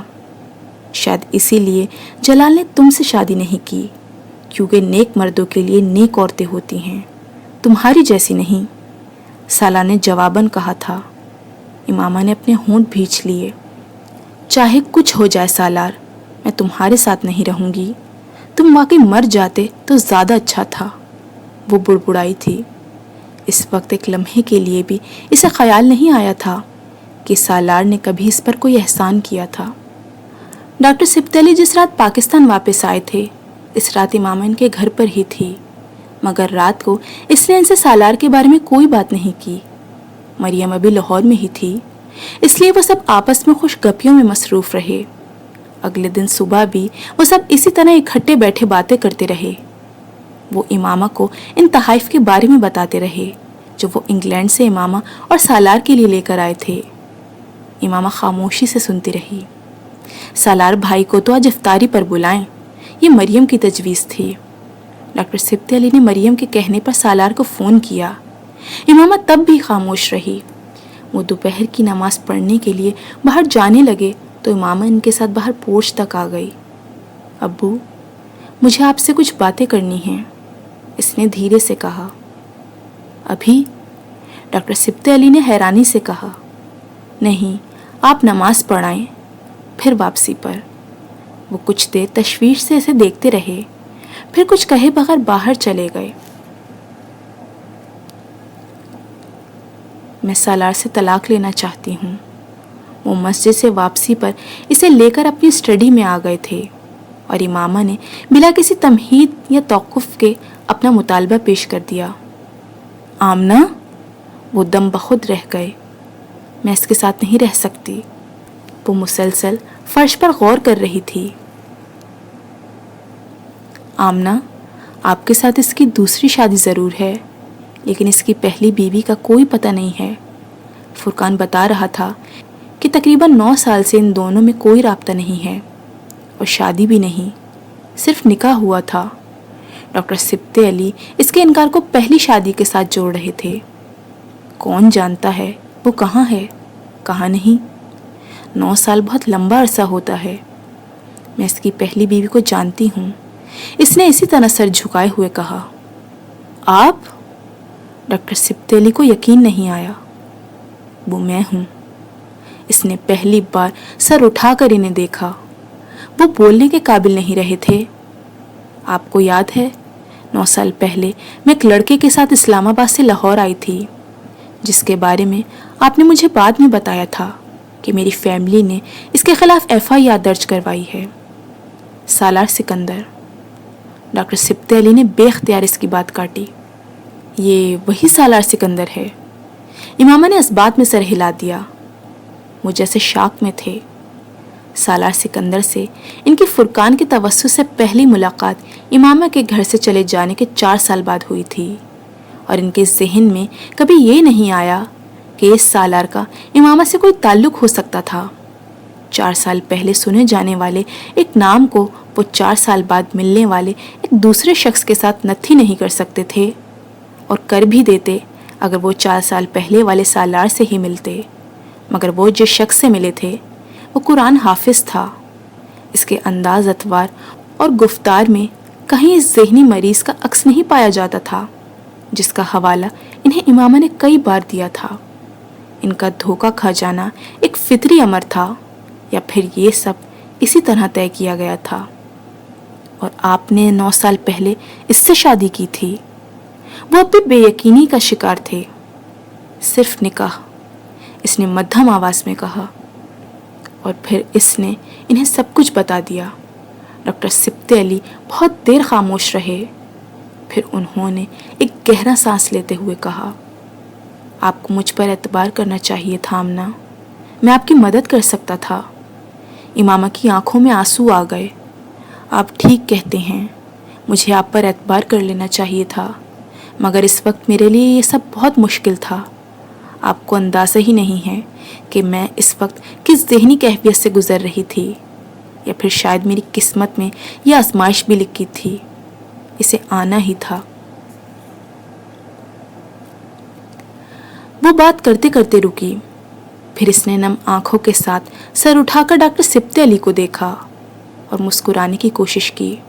لیکن اب تو سب کچھ ٹھیک ہو جائے گا، اب تو آپ طلاق لینے میں میری مدد کر سکتے ہیں۔ نہیں، میں اب اس طلاق میں کوئی مدد نہیں کر سکتا آمنہ، میں نے اس سے آپ کی شادی کروائی ہے، انہوں نے جیسے سے یاد دلایا، اسی لیے تو میں آپ سے کہہ رہی ہوں آپ اس سے مجھے طلاق دلوا دیں۔ لیکن کیوں؟ میں کیوں اس سے آپ کو طلاق دلواؤں؟ کیونکہ وہ ایک اچھا آدمی نہیں ہے، کیونکہ میں نے اپنی زندگی کو سالار جیسے آدمی کے ساتھ گزارنے کا نہیں سوچا۔ ہم 2 مختلف دنیاؤں کے لوگ ہیں۔ وہ بے حد دل برداشتہ ہو رہی تھی۔ میں نے کبھی اللہ سے شکایت نہیں کی ابو، میں نے کبھی اللہ سے شکایت نہیں کی، مگر اس بار مجھے اللہ سے بہت شکایت ہے۔ وہ گلوگیر لہجے میں بول رہی تھی۔ میں اتنی محبت کرتی ہوں اللہ سے، اور دیکھیں اللہ نے میرے ساتھ کیا کیا، میرے لیے دنیا کے سب سے برے آدمی کو چنا۔ وہ اب رو رہی تھی۔ لڑکیاں اتنا کچھ مانگتی ہیں، میں نے تو کچھ بھی نہیں مانگا، صرف ایک سولے آدمی مانگا تھا، اس نے مجھے وہ تک نہیں دیا۔ کیا اللہ نے مجھے کسی سولے آدمی کے قابل نہیں سمجھا؟ وہ بچوں کی طرح رو رہی تھی۔ امامہ، وہ سولے آدمی ہے۔ آپ کیوں اسے سولے آدمی کہتے ہیں؟ وہ سولے آدمی نہیں ہے، میں اس کو جانتی ہوں، میں اس کو بہت اچھی طرح جانتی ہوں۔ میں بھی اس کو بہت اچھی طرح جانتا ہوں۔ آپ اس کو اتنے اچھی طرح نہیں جانتے جتنا میں جانتی ہوں۔ وہ شراب پیتا ہے، وہ نفسیاتی مریض ہے، کئی بار خودکشی کی کوشش کر چکا ہے، گریبان کھلا چھوڑ کر پھرتا ہے، عورت کو دیکھ کر اپنی نظر تک نیچے نہیں رکھتا، اور آپ کہتے ہیں وہ سولے آدمی ہے؟ امامہ، میں اس کے ماضی کو نہیں جانتا، میں اس کے حال کو جانتا ہوں۔ وہ ان میں سے کچھ بھی نہیں جو آپ کہہ رہی ہیں۔ آپ کیسے کہہ سکتے ہیں کہ وہ ایسا کچھ نہیں کرتا؟ وہ جھوٹا مکار ہے، میں اس کو جانتی ہوں۔ وہ ایسا نہیں ہے ابو، وہ ایسا ہی ہے۔ مجھے ایسی محبت کی ضرورت نہیں ہے، مجھے اس کی نظروں سے گھن آتی ہے، مجھے اس کے کھلے گریبان سے گھن آتی ہے۔ میں ایسے کسی آدمی کی محبت نہیں چاہتی، وہ بدل نہیں سکتا، ایسے لوگ کبھی نہیں بدلتے، وہ صرف اپنے آپ کو چھپا لیتے ہیں۔ نہیں، سالار ایسا کچھ نہیں کر رہا۔ ابو، میں سالار جیسے کسی شخص کے ساتھ زندگی گزارنے کا سوچ بھی نہیں سکتی۔ وہ ہر چیز کا مذاق اڑاتا ہے، مذہب کا، زندگی کا، عورت کا۔ کیا ہے جسے وہ چٹکیوں میں اڑانا نہیں جانتا؟ جس شخص کے نزدیک میرا اپنے مذہب کو چھوڑ دینا ایک حماقت ہے، جس کے نزدیک مذہب پر بات کرنا وقت ضائع کرنے کے مترادف ہے، جو صرف what is next to ecstasy کا مطلب جاننے کے لیے خودکشیاں کرتا پھرتا ہو، جس کے نزدیک زندگی کا مقصد صرف عیش ہے، وہ میرے ساتھ محبت کرے بھی تو کیا صرف محبت کی بنیاد پر میں اس کے ساتھ زندگی گزار سکتی ہوں؟ میں نہیں گزار سکتی۔ 8.5 سال سے وہ آپ کے ساتھ قائم ہونے والے اس اتفاقیہ رشتے کو قائم رکھے ہوئے ہے، آپ کو آپ کے تمام نظریات اور عقائد کو جانتے ہوئے بھی، اور وہ آپ کے انتظار میں بھی ہے، یہ سوچتے ہوئے کہ آپ اس کے ساتھ رہنے پر تیار ہو جائیں گی۔ کیا ان ساری خواہشوں کے ساتھ اس نے اپنے اندر کچھ تبدیلی نہیں کی ہوگی؟ میں نے اس کے ساتھ زندگی نہیں گزارنی، میں نے اس کے ساتھ نہیں رہنا۔ وہ اب بھی اپنی بات پر مصر تھی۔ مجھے حق ہے کہ میں اس شخص کے ساتھ نہ رہوں، لیکن اللہ یہ کیوں کر رہا ہے کہ اس شخص کو بار بار آپ کے سامنے لا رہا ہے؟ 2 دفعہ آپ کا نکاح ہوا اور دونوں دفعہ اسی آدمی سے۔ وہ ان کا چہرہ دیکھنے لگی۔ میں نے زندگی میں ضرور کوئی گناہ کیا ہوگا، اس لیے میرے ساتھ ایسا ہو رہا ہے، اس نے بھررائی ہوئی آواز میں کہا۔ آمنہ، آپ کبھی ضد نہیں کرتی تھیں، پھر اب کیا ہو گیا ہے آپ کو؟ ڈاکٹر سبطی علی حیران تھے۔ آپ مجھے مجبور کریں گے تو میں آپ کی بات مان لوں گی، کیونکہ آپ کے مجھ پر اتنے احسانات ہیں کہ میں تو آپ کی کسی بات کو رد ہی نہیں کر سکتی۔ لیکن آپ اگر یہ کہیں گے کہ میں اپنی مرضی اور خوشی کے ساتھ اس کے ساتھ زندگی گزاروں تو میں کبھی نہیں کر سکوں گی۔ مجھے کوئی دلچسپی نہیں ہے کہ وہ کتنا تعلیم یافتہ ہے، کتنے اچھے عہدے پر کام کر رہا ہے، یہ مجھے کیا دے سکتا ہے۔ آپ ایک ان پڑھ آدمی سے شادی کر دیتے، لیکن وہ اچھا انسان ہوتا تو میں کبھی آپ سے شکوہ نہیں کرتی۔ لیکن سالار وہ آنکھوں دیکھی مکھی ہے جس کو میں اپنی خوشی سے نگل نہیں سکتی۔ آپ سالار کے بارے میں وہ جانتے ہیں جو آپ نے سنا ہے، میں اس کے بارے میں وہ جانتی ہوں جو میں نے دیکھا ہے۔ ہم 15 سال سے ایک دوسرے کے ہمسائے رہے ہیں، آپ تو اس کو چند سالوں سے جانتے ہیں۔ آمنہ، میں آپ کو مجبور کبھی نہیں کروں گا۔ یہ رشتہ آپ اپنی خوشی سے قائم رکھنا چاہیں گی تو ٹھیک، لیکن صرف میرے کہنے پر اسے قائم رکھنا چاہو تو ایسا کرنے کی ضرورت نہیں۔ آپ ایک بار سالار سے مل لیں، پھر بھی اگر آپ کا یہی مطالبہ ہوا تو میں آپ کی بات مان لوں گا۔ ڈاکٹر سبطی علی بے حد سنجیدہ تھے۔ اسی وقت ملازم نے آ کر سالار کے آنے کی اطلاع دی۔ ڈاکٹر سبطی علی نے اپنی گھڑی پر ایک نظر دوڑائی اور ملازم سے کہا، انہیں اندر لے آؤ۔ یہاں؟ ملازم حیران ہوا۔ ہاں، یہیں پر، ڈاکٹر سبطی علی نے کہا۔ امامہ اٹھ کھڑی ہوئی۔ میں ابھی اس طرح اس سے بات نہیں کرنا چاہتی۔ اس کا اشارہ اپنی متورم آنکھوں اور سرخ چہرے کی طرف تھا۔ آپ نے ابھی تک اسے دیکھا نہیں ہے، آپ اسے دیکھ لیں، انہوں نے دھیمے لہجے میں اس سے کہا۔ یہاں نہیں، میں اندر کمرے میں اسے دیکھ لوں گی۔ وہ پلٹ کر اپنے کمرے میں چلی گئی۔ کمرے کا دروازہ کھلا تھا، اس نے اسے بند نہیں کیا۔ کمرے میں تاریکی تھی۔ اد کھلے دروازے سے لاؤنج سے آنے والی روشنی اتنی کافی نہیں تھی کہ کمرے کے اندر اچھی طرح دیکھا جا سکتا۔ وہ اپنے بیڈ پر آ کر بیٹھ گئی۔ اپنے بیڈ پر بیٹھ کر اس نے اپنی انگلیوں سے اپنی آنکھوں کو مسلا۔ وہ جہاں بیٹھی تھی وہاں سے وہ لاؤنج کو بخوبی دیکھ سکتی تھی۔ 9 سال کے بعد اس نے اد کھلے دروازے سے لاؤنج میں نمودار ہوتے شخص کو دیکھا جسے وہ ایک طویل عرصے سے پہلے مردہ سمجھ چکی تھی، جس سے زیادہ نفرت اور گھن اسے کبھی کسی سے محسوس نہیں ہوئی تھی، جسے وہ بدترین لوگوں میں سے ایک سمجھتی تھی، اور جس کے نکاح میں وہ پچھلے کئی سالوں سے تھی۔ تقدیر کیا اس کے علاوہ کسی اور چیز کو کہتے ہیں؟ اپنی آنکھوں میں اترتی دھند کو انگلیوں کی پوروں سے صاف کیا۔ ڈاکٹر سبطی علی اس سے گلے مل رہے تھے۔ اس کی پشت امامہ کی طرف تھی۔ اس نے مانکا کرنے سے پہلے ہاتھ میں پکڑے ہوئے پھول اور پیکٹ سینٹر ٹیبل پر رکھا تھا۔ مانکا کے بعد وہ صوفے پر بیٹھ گیا اور تب پہلی بار امامہ نے اس کا چہرہ دیکھا۔ کھلا گریبان، گلے میں لٹکتی زنجیریں، ہاتھوں میں لٹکتے بینڈز، ربر بینڈ میں بندھے ہوئے بالوں کی پونی، وہاں ایسا کچھ نہیں تھا۔ وہ کریم کلر کے ایک سادہ شلوار سوٹ پہ واسکوٹ پہنے ہوئے تھا۔ ہاں، ظاہر طور پر بہت بدل گیا ہے، اسے دیکھتے ہوئے اس نے سوچا۔ اسے دیکھ کر کوئی بھی یقین نہیں کر سکتا تھا کہ یہ کبھی۔ اس کی سوچ کا سلسلہ ٹوٹ گیا۔ وہ اب ڈاکٹر سبطی علی سے باتیں کر رہا تھا۔ ڈاکٹر سبطی علی سے شادی کی مبارکباد دے رہے تھے۔ وہ وہاں بیٹھی ان دونوں کی آوازیں بآسانی سن سکتی تھی، اور وہ ڈاکٹر سبط علی کے استغفار پر انہیں امامہ کے ساتھ ہونے والے اپنے نکاح کے بارے میں بتا رہا تھا۔ وہ اپنے پچھتاوے کا اظہار کر رہا تھا کہ کس طرح اس نے جلال کی شادی کے بارے میں اس سے جھوٹ بولا، کس طرح اس نے طلاق کے بارے میں اس سے جھوٹ بولا۔ میں اس کے بارے میں سوچتا ہوں تو مجھے بہت تکلیف ہوتی ہے، اتنی تکلیف کہ میں آپ کو بتا نہیں سکتا۔ وہ میرے ذہن سے نکلتی ہی نہیں۔ وہ دھیمے لہجے میں ڈاکٹر سبط علی کو بتا رہا تھا، بہت عرصے تو میں اب نارمل رہا۔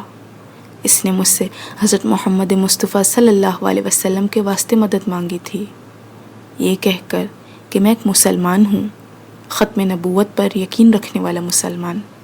میں دھوکہ نہیں دوں گا اسے، اور میری پستی کی انتہا دیکھیں کہ میں نے اسے دھوکہ دیا، یہ جاننے کے باوجود کہ وہ میرے نبی حضرت محمد مصطفیٰ صلی اللہ علیہ وسلم سے اس قدر محبت کرتی ہے کہ سب کچھ چھوڑ کر گھر سے نکل آئی، اور میں اس کا مذاق اڑاتا رہا، اسے پاگل سمجھتا اور کہتا رہا۔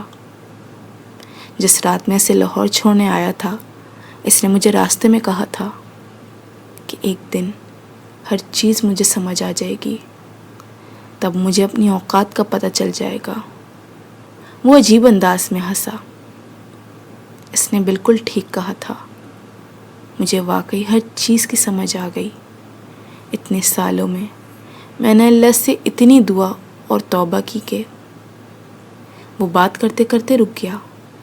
امامہ نے اسے سینٹر ٹیبل کے شیشے کے کنارے پر اپنی انگلیاں پھیرتے دیکھا۔ وہ جانتی تھی کہ وہ آنسو ضبط کرنے کی کوشش کر رہا تھا۔ بعض دفعہ مجھے لگتا ہے کہ شاید میری دعا اور توبہ قبول ہو گئی۔ وہ رکا۔ مگر اس دن میں آمنہ کے ساتھ نکاح کے کاغذات پر دستخط کر رہا تھا تو مجھے اپنی اوقات کا پتہ چل گیا۔ میری دعا اور توبہ کچھ بھی قبول نہیں ہوئی۔ ایسا ہوتا تو مجھے امامہ ملتی، آمنہ نہیں۔ خواہش تو اللہ انسان کو وہ دے دیتا ہے کہ معجزوں کے علاوہ کوئی چیز جسے پورا کر ہی نہیں سکتی۔ میری خواہش دیکھیں، میں نے اللہ سے کیا مانگا؟ ایک ایسی لڑکی جسے کسی اور سے محبت ہے، جو مجھے اسف السافلین سمجھتی ہے، جسے میں 9 سال سے ڈھونڈ رہا ہوں، مگر اس کا کچھ پتہ نہیں ہے، اور میں خواہش لیے پھر رہا ہوں اس کے ساتھ اپنی زندگی گزارنے کی، یوں جیسے وہ مل ہی جائے گی، یوں جیسے وہ مل گئی تو میرے ساتھ رہنے کو تیار ہو جائے گی، یوں جیسے وہ جلال انصر کو بھلا چکی ہوگی۔ ولیوں جتنی اور ولیوں جیسی عبادت کرتا تو شاید اللہ میرے لیے یہ معجزے کر دیتا، پر میرے جیسے آدمی کے لیے میری اوقات تو یہ ہے کہ لوگ خانہ کعبہ کے دروازے پر کھڑے ہو کر بخشش مانگتے ہیں، میں وہاں کھڑا ہو کر بھی اسے ہی مانگتا رہا۔ شاید اللہ کو یہی برا لگا۔ امامہ کے جسم سے ایک کرنٹ گزرا تھا، ایک جھماکے کی طرح وہ خواب اسے یاد آیا۔ میرے اللہ! اس نے اپنے دونوں ہاتھ ہونٹوں پر رکھ لیے تھے۔ وہ بے یقینی سے سالار کو دیکھ رہی تھی۔ وہ خواب میں شخص کا چہرہ نہیں دیکھ سکی تھی۔ کیا وہ یہ شخص تھا؟ یہ جو میرے سامنے بیٹھا ہے، یہ آدمی؟ اس نے خواب میں اس آدمی کو جلال سمجھا تھا، مگر اسے یاد آیا جلال دراز قد نہیں تھا، وہ آدمی دراز قد تھا۔ سالار سکندر دراز قد تھا، اس کے ہاتھ کانپنے لگے تھے۔ جلال کی رنگت گندوں میں تھی، اس آدمی کی رنگت صاف تھی، سالار کی رنگت صاف تھی۔ اس نے خواب میں اس آدمی کے کندھے پر ایک تیسری چیز بھی دیکھی تھی۔ وہ تیسری چیز؟ اس نے کانپتے ہاتھوں سے اپنے چہرے کو مکمل طور پر ڈھانپ لیا۔ وہ معجزوں کے نہ ہونے کی باتیں کر رہا تھا، اور اندر ڈاکٹر سبط علی خاموش تھے۔ وہ کیوں خاموش تھے یہ صرف وہ اور امامہ جانتے تھے، سالار سکندر نہیں۔ امامہ نے اپنی آنکھیں رگڑی اور چہرے سے ہاتھ ہٹا دیے۔ اس نے ایک بار پھر بہتے آنسوؤں کے ساتھ اس شخص کو دیکھا۔ نہ وہ ولی تھا نہ درویش، صرف سچے دل سے توبہ کرنے والا شخص تھا۔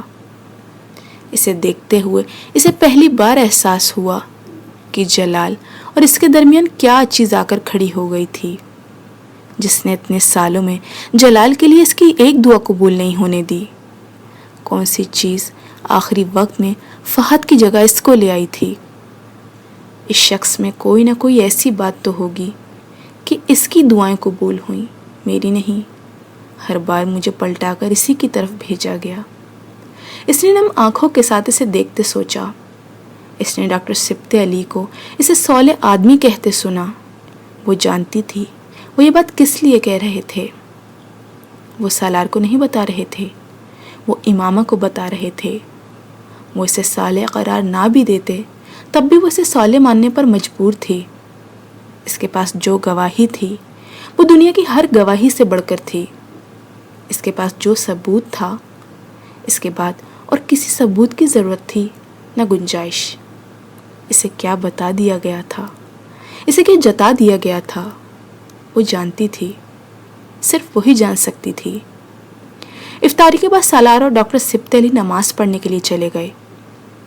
وہ منہ ہاتھ دھو کر کچن میں چلی آئی۔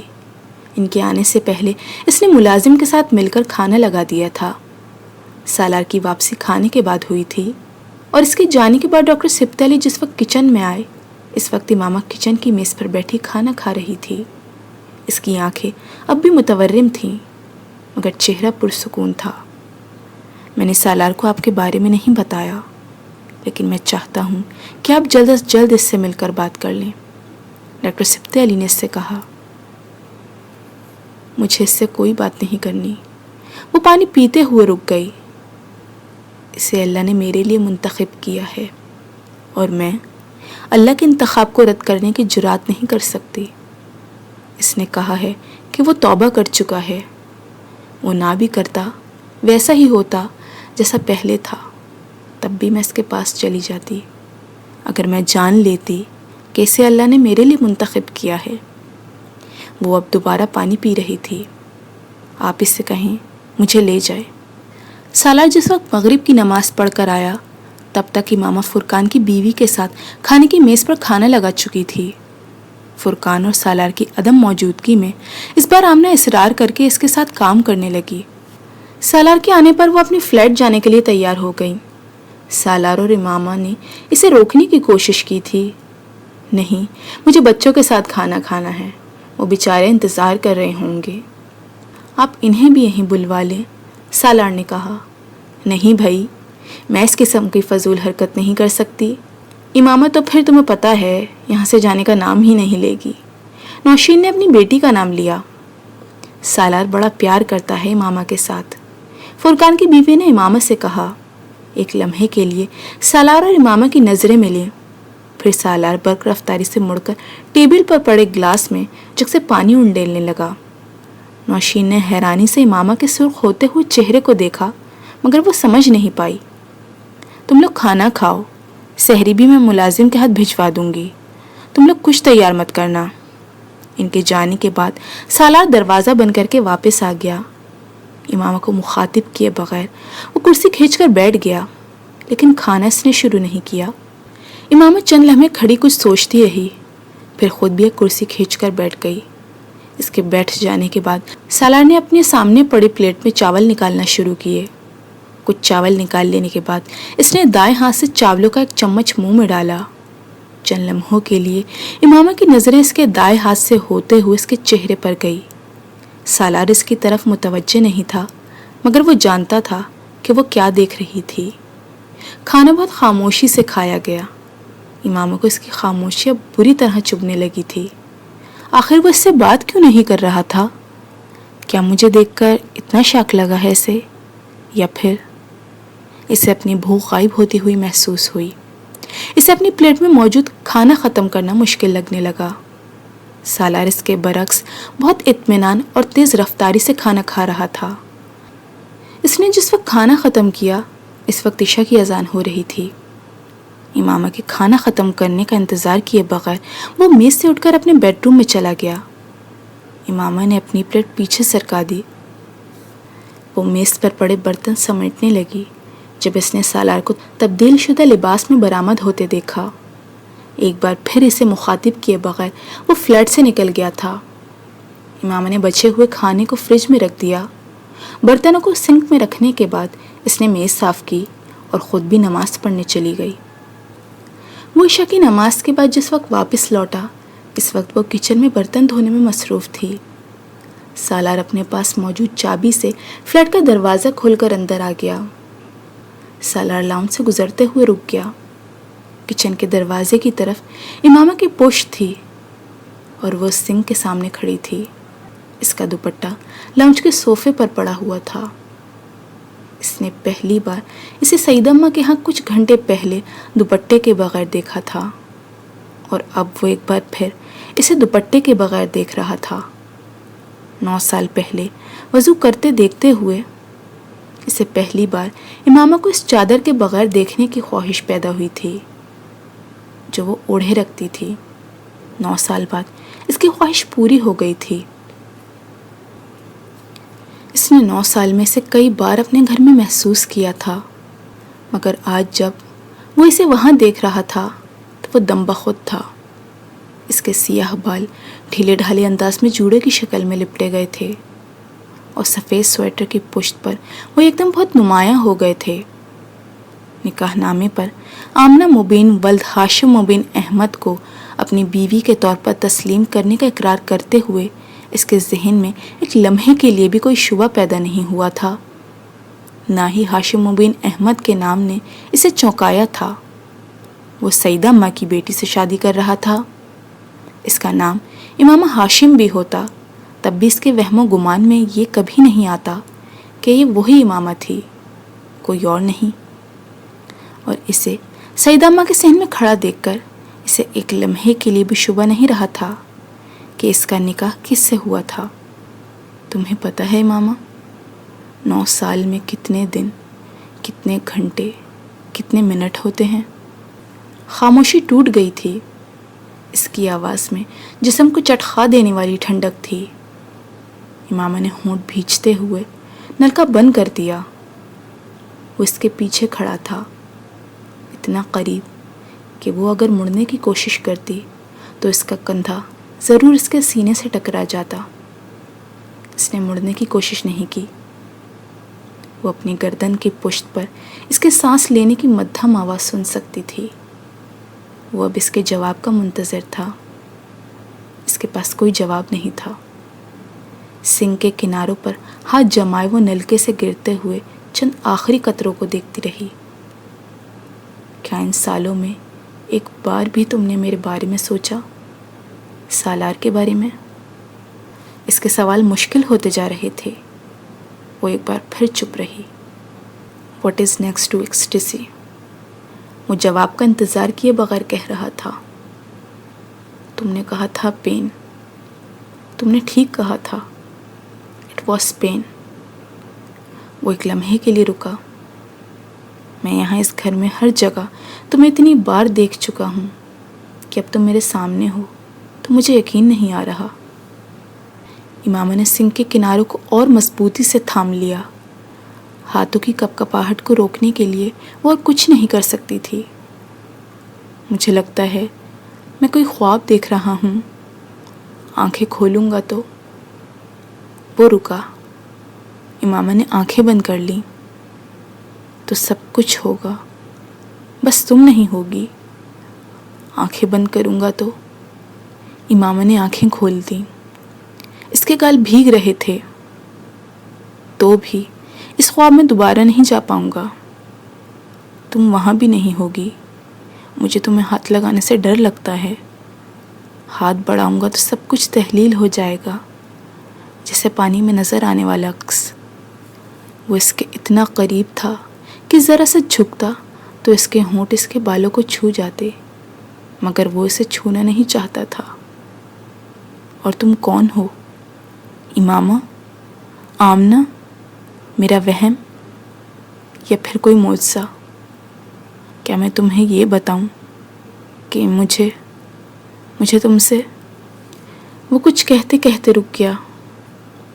امامہ کی آنکھوں سے نکلنے والا پانی اس کے چہرے کو بھگوتا ہوا اس کی ٹھوڑی سے ٹپک رہا تھا۔ وہ کیوں رکا تھا وہ نہیں جانتی تھی، مگر اسے زندگی میں کبھی خاموشی اتنی بری نہیں لگی تھی جتنی اس وقت لگی تھی۔ وہ بہت دیر خاموش رہا، اتنی دیر کہ وہ اسے پلٹ کر دیکھنے پر مجبور ہو گئی، اور تب اسے پتہ چلا کہ وہ کیوں خاموش ہو گیا تھا۔ اس کا چہرہ بھی بھیگا ہوا تھا۔ وہ دونوں زندگی میں پہلی بار ایک دوسرے کو اتنے قریب سے دیکھ رہے تھے، اتنے قریب کہ وہ ایک دوسرے کی آنکھوں میں نظر آنے والے اپنے اپنے عکس کو بھی دیکھ سکتے تھے۔ پھر سالار نے نظریں چرانے کی کوشش کی تھی اور وہ اپنے ہاتھ سے اپنے چہرے کو صاف کر رہا تھا۔ تم مجھ سے اور میں تم سے کیا چھپائیں گے سالار؟ سب کچھ تو جانتے ہیں ہم ایک دوسرے کے بارے میں۔ میں کچھ نہیں چھپا رہا، میں آنسوؤں کو صاف کر رہا ہوں تاکہ تمہیں اچھی طرح دیکھ سکوں، تم پھر کسی دھن میں لپٹی ہوئی نظر نہ آؤ۔ وہ اس کے کان کی لو میں لٹکنے والے ان موتیوں کو دیکھ رہا تھا جنہیں اس نے بہت سال پہلے بھی دیکھا تھا۔ فرق صرف یہ تھا کہ آج وہ بہت قریب تھے۔ ایک بار ان موتیوں نے اسے بہت رلایا تھا، وہ موتی آج بھی رلا رہے تھے، اپنے ہر ہلکورے کے ساتھ، وہم سے جنبش، جنبش سے وہم بنتے ہوئے۔ وہ اپنے کانوں کی لو پر اس کی محبت محسوس کر رہی تھی۔ میں نے کبھی نہیں سوچا کہ میں کبھی تمہارے اتنے قریب کھڑے ہو کر تم سے بات کروں گی۔ وہ مسکرایا لیکن نم آنکھوں کے ساتھ۔ میں نے اس کے دائیں گال میں چند لمحوں کے لیے ابھرنے والا گڑھا دیکھا۔ مسکراتے ہوئے اس کے صرف ایک گال میں ڈمپل پڑتا تھا، دائیں گال میں، اور 9 سال پہلے امامہ کو اس ڈمپل سے بھی بڑی جھنجھلاہٹ ہوتی تھی۔ 9 سال کے بعد اس ڈمپل نے پہلی بار عجیب سے انداز میں اسے اپنی طرف کھینچا تھا۔ میں نے کبھی یہ نہیں سوچا تھا کہ میں کبھی تمہارے کان میں موجود ایئرنگ کو ہاتھ لگاؤں گا اور تم۔ وہ اب اس کے دائیں کان میں ہلکورے لیتے ہوئے موتی کو اپنی انگلیوں کی پوروں سے روک رہا تھا۔ اور تم مجھے تھپڑ نہیں کھینچ مارو گی؟ امامہ نے بے یقینی سے اسے دیکھا۔ سالار کے چہرے پر کوئی مسکراہٹ نہیں تھی۔ اگلے لمحے وہ گیلے چہرے کے ساتھ بے اختیار ہنس دی۔ اس کا چہرہ سرخ ہوا تھا۔ تمہیں ابھی بھی وہ تھپڑ یاد ہے؟ وہ ایک ریفلیکس ایکشن تھا اور کچھ نہیں۔ امامہ نے ہاتھ کی پشت سے اپنے بھیگے گالوں کو صاف کیا۔ وہ ایک بار پھر مسکرایا۔ ڈمپل ایک بار پھر نمودار ہوا۔ اس نے بہت آہستگی سے اپنے دونوں ہاتھوں میں اس کے ہاتھ تھام لیے۔ تم جاننا چاہتے ہو کہ میں اتنے سال کہاں رہی، کیا کرتی رہی، میرے بارے میں سب کچھ؟ وہ نفی میں سر ہلاتے ہوئے اس کے دونوں ہاتھ اپنے سینے پر رکھ رہا تھا۔ میں کچھ نہیں جاننا چاہتا، کچھ بھی نہیں۔ تمہارے لیے اب میرے پاس کوئی اور سوال نہیں ہے۔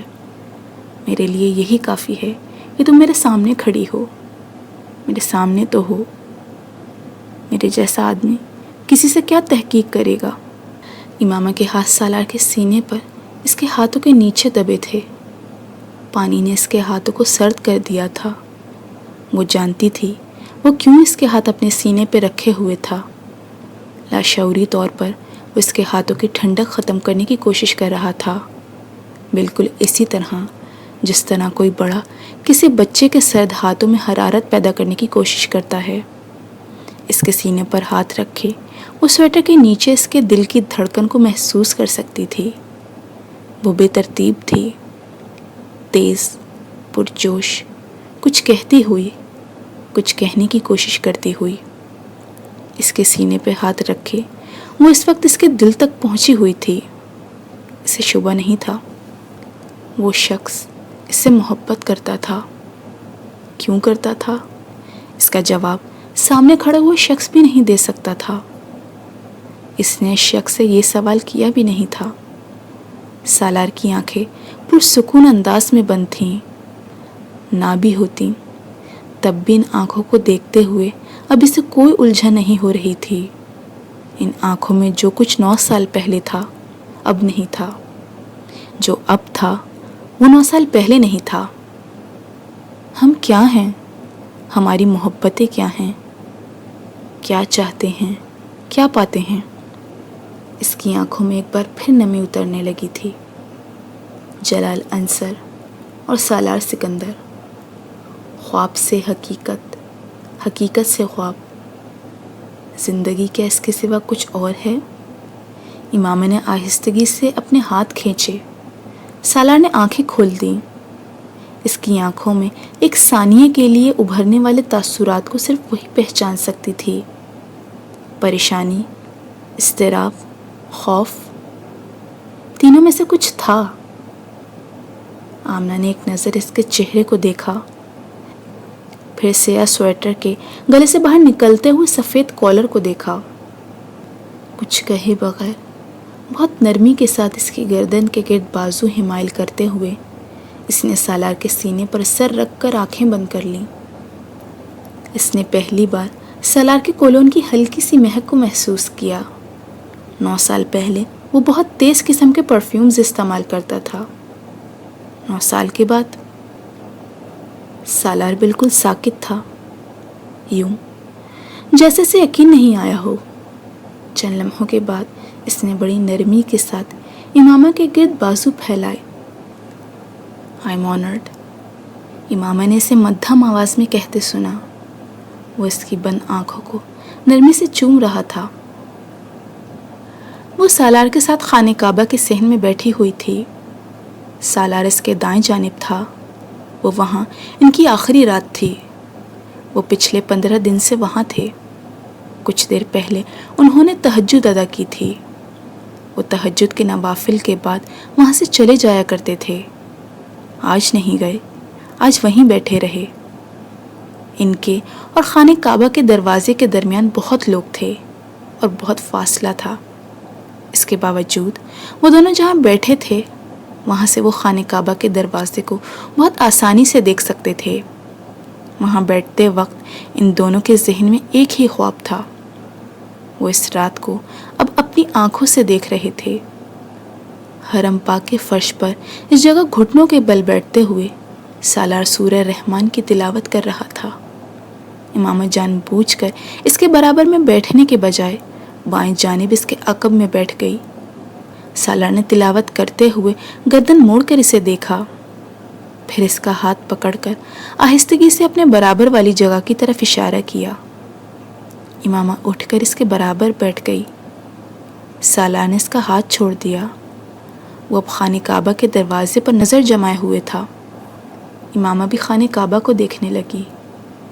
وہ خانہ کعبہ کو دیکھتے ہوئے اس خوش الحان آواز کو سنتی رہی جو اس کے شوہر کی تھی، فَبِأَيِّ آلَاءِ رَبِّكُمَا تُكَذِّبَانِ، اور تم اپنے پروردگار کی کون کون سی نعمتوں کو جھٹلاؤ گے۔ 9 سال پہلے ہاشم ابی نے اس کے چہرے پر تھپڑ مارتے ہوئے کہا تھا، ساری دنیا کی ذلت اور رسوائی، بدنامی اور بھوک تمہارا مقدر بن جائے گی۔ انہوں نے اس کے چہرے پر ایک اور تھپڑ مارا، تمہارے جیسی لڑکیوں کو اللہ ذلیل و خوار کرتا ہے، کسی کو منہ دکھانے کے قابل نہیں چھوڑتا۔ امامہ کی آنکھیں نم ہو گئیں۔ ایک وقت آئے گا جب تم دوبارہ ہماری طرف لوٹو گی، منت سماجت کرو گی، گڑ گڑاؤ گی، تب ہم تمہیں دھتکار دیں گے، تب تم چیخ چیخ کر اپنے منہ سے اپنے گناہ کی معافی مانگو گی، کہو گی کہ میں غلط تھی۔ امامہ اشک بار آنکھوں سے مسکرائی، میری خواہش ہے بابا، اس نے زیر لب کہا، کہ زندگی میں ایک بار میں آپ کے سامنے آؤں اور آپ کو بتا دوں کہ دیکھ لیجئے میرے چہرے پر کوئی ذلت، کوئی رسوائی نہیں ہے۔ میرے اللہ اور میرے پیغمبر صلی اللہ علیہ وسلم نے میری حفاظت کی، مجھے دنیا کے لیے تماشا نہیں بنایا، نہ دنیا میں بنایا ہے نہ ہی آخرت میں کسی رسوائی کا سامنا کروں گی۔ اور میں آج اگر یہاں موجود ہوں تو صرف اس لیے کیونکہ میں سیدھے راستے پر ہوں، اور یہاں بیٹھ کر میں ایک بار پھر اقرار کرتی ہوں کہ محمد صلی اللہ علیہ وسلم اللہ کے آخری رسول ہیں۔ ان کے بعد کوئی پیغمبر آیا ہے نہ ہی کبھی آئے گا۔ میں اقرار کرتی ہوں کہ وہی پیر کامل ہیں۔ میں اقرار کرتی ہوں کہ ان سے کامل ترین انسان دوسرا کوئی نہیں۔ ان کی نسل میں بھی کوئی ان کے برابر آیا ہے، نہ ہی کبھی آئے گا، اور میں اللہ سے دعا کرتی ہوں کہ وہ مجھے آنے والی زندگی میں بھی کبھی اپنے ساتھ شرک کروائے، نہ ہی مجھے آخری پیغمبر محمد صلی اللہ علیہ وسلم کے برابر کسی اور کو لا کھڑا کرنے کی جرات ہو۔ میں دعا کرتی ہوں کہ اللہ زندگی بھر مجھے سیدھے راستے پر رکھے۔ بے شک میں اس کی کسی نعمت کو نہیں جھٹلا سکتی۔ سالہ نے سورہ رحمان کی تلاوت ختم کر لی تھی۔ وہ چند لمحوں کے لیے رکا، پھر سجدے میں چلا گیا۔ سجدے سے اٹھنے کے بعد وہ کھڑا ہوتے ہوئے رک گیا۔ امامہ آنکھیں بند کیے دونوں ہاتھ پھیلائے دعا کر رہی تھی۔ وہ اس کی دعا ختم ہونے کے انتظار میں بیٹھ گیا۔ امامہ نے دعا ختم کی۔ سالار نے اٹھنا چاہا، وہ اٹھ نہیں سکا۔ امامہ نے بہت نرمی کے ساتھ اس کا دایاں ہاتھ پکڑ لیا۔ وہ حیرت سے اسے دیکھنے لگا۔ یہ جو لوگ کہتے ہیں نا کہ جس سے محبت ہوئی وہ نہیں ملا، ایسا پتہ ہے کیوں ہوتا ہے؟ رات کے اس پچھلے پہر نرمی سے اس کا ہاتھ تھامے وہ بھیگی آنکھوں اور مسکراتے چہرے کے ساتھ کہہ رہی تھی، محبت میں صدق نہ ہو تو محبت نہیں ملتی۔ 9 سال پہلے جب میں نے جلال سے محبت کی تو پورے صدق کے ساتھ کی۔ دعائیں، وظیفے، منتیں، کیا تھا جو میں نے نہیں کر چھوڑا، مگر وہ مجھے نہیں ملا۔ وہ گھٹنوں کے بل بیٹھی ہوئی تھی۔ سالار کا ہاتھ اس کے ہاتھ کی نرم گرفت میں اس کے گھٹنے پر دھرا تھا۔ پتہ ہے کیوں؟ کیونکہ اس وقت تم بھی مجھ سے محبت کرنے لگے تھے، اور تمہاری محبت میں میری محبت سے زیادہ صدق تھا۔ سالار نے اپنے ہاتھ کو دیکھا۔ اس کی ٹھوڑی سے ٹپکنے والے آنسو اب اس کے ہاتھ پر گر رہے تھے۔ سالار نے دوبارہ امامہ کے چہرے کی طرف دیکھا۔ اب مجھے لگتا ہے کہ اللہ نے مجھے بہت پیار سے بنایا تھا۔ وہ مجھے کسی ایسے شخص کو سونپنے پر تیار نہیں تھا جو میری ناقدری کرتا، مجھے ضائع کرتا، اور جلال، وہ میرے ساتھ یہی سب کچھ کرتا۔ وہ میری قدر کبھی نہ کرتا۔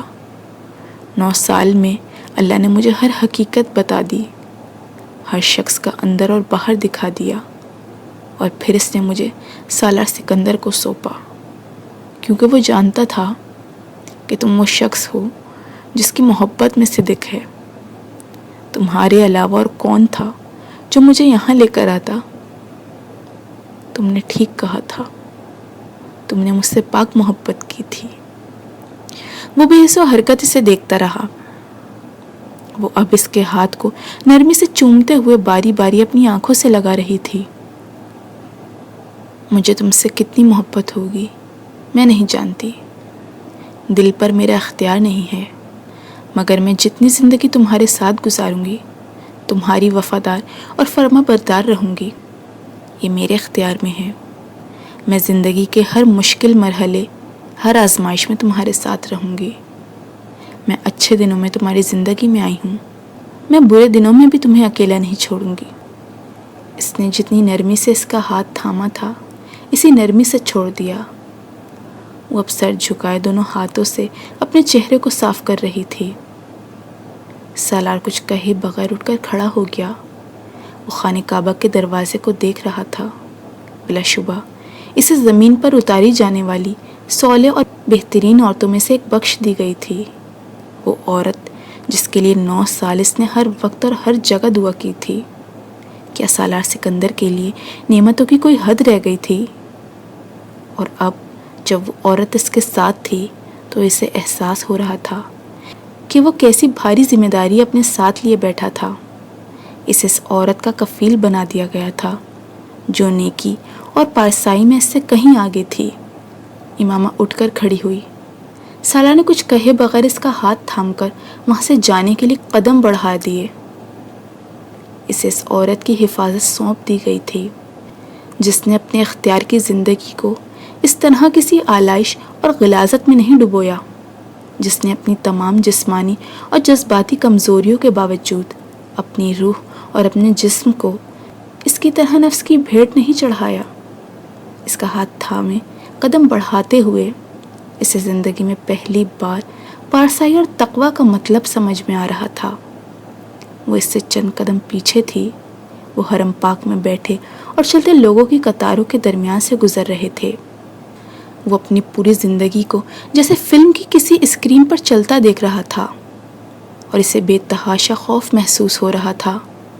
گناہوں کی ایک لمبی فہرست کے باوجود اس نے صرف اللہ کا کرم دیکھا تھا، اور اس کے باوجود اس وقت کوئی اس سے زیادہ اللہ کے غضب سے خوف نہیں کھا رہا تھا۔ وہ شخص جس کا IQ لیول 150+ تھا اور جو فوٹوگرافک میموری رکھتا تھا، 9 سال میں جان گیا تھا کہ ان دونوں چیزوں کے ساتھ بھی زندگی کے بہت سارے مقامات پر انسان کسی اندھے کی طرح ٹھوکر کھا کر گر سکتا تھا۔ وہ بھی گرا تھا بہت بار، بہت مقام پر۔ تب اس کا IQ لیول اس کے کام آیا تھا، نہ اس کی فوٹوگرافک میموری۔ ساتھ چلتی ہوئی لڑکی وہ دونوں چیزیں نہیں رکھتی تھی۔ اس کی مٹھی میں ہدایت کا ایک ننھا سا جگنو تھا، اور وہ اس جگنو سے امڑتی روشنی کے سہارے زندگی کے ہر گھپ اندھیرے سے کوئی ٹھوکر کھائے بغیر گزر رہی تھی۔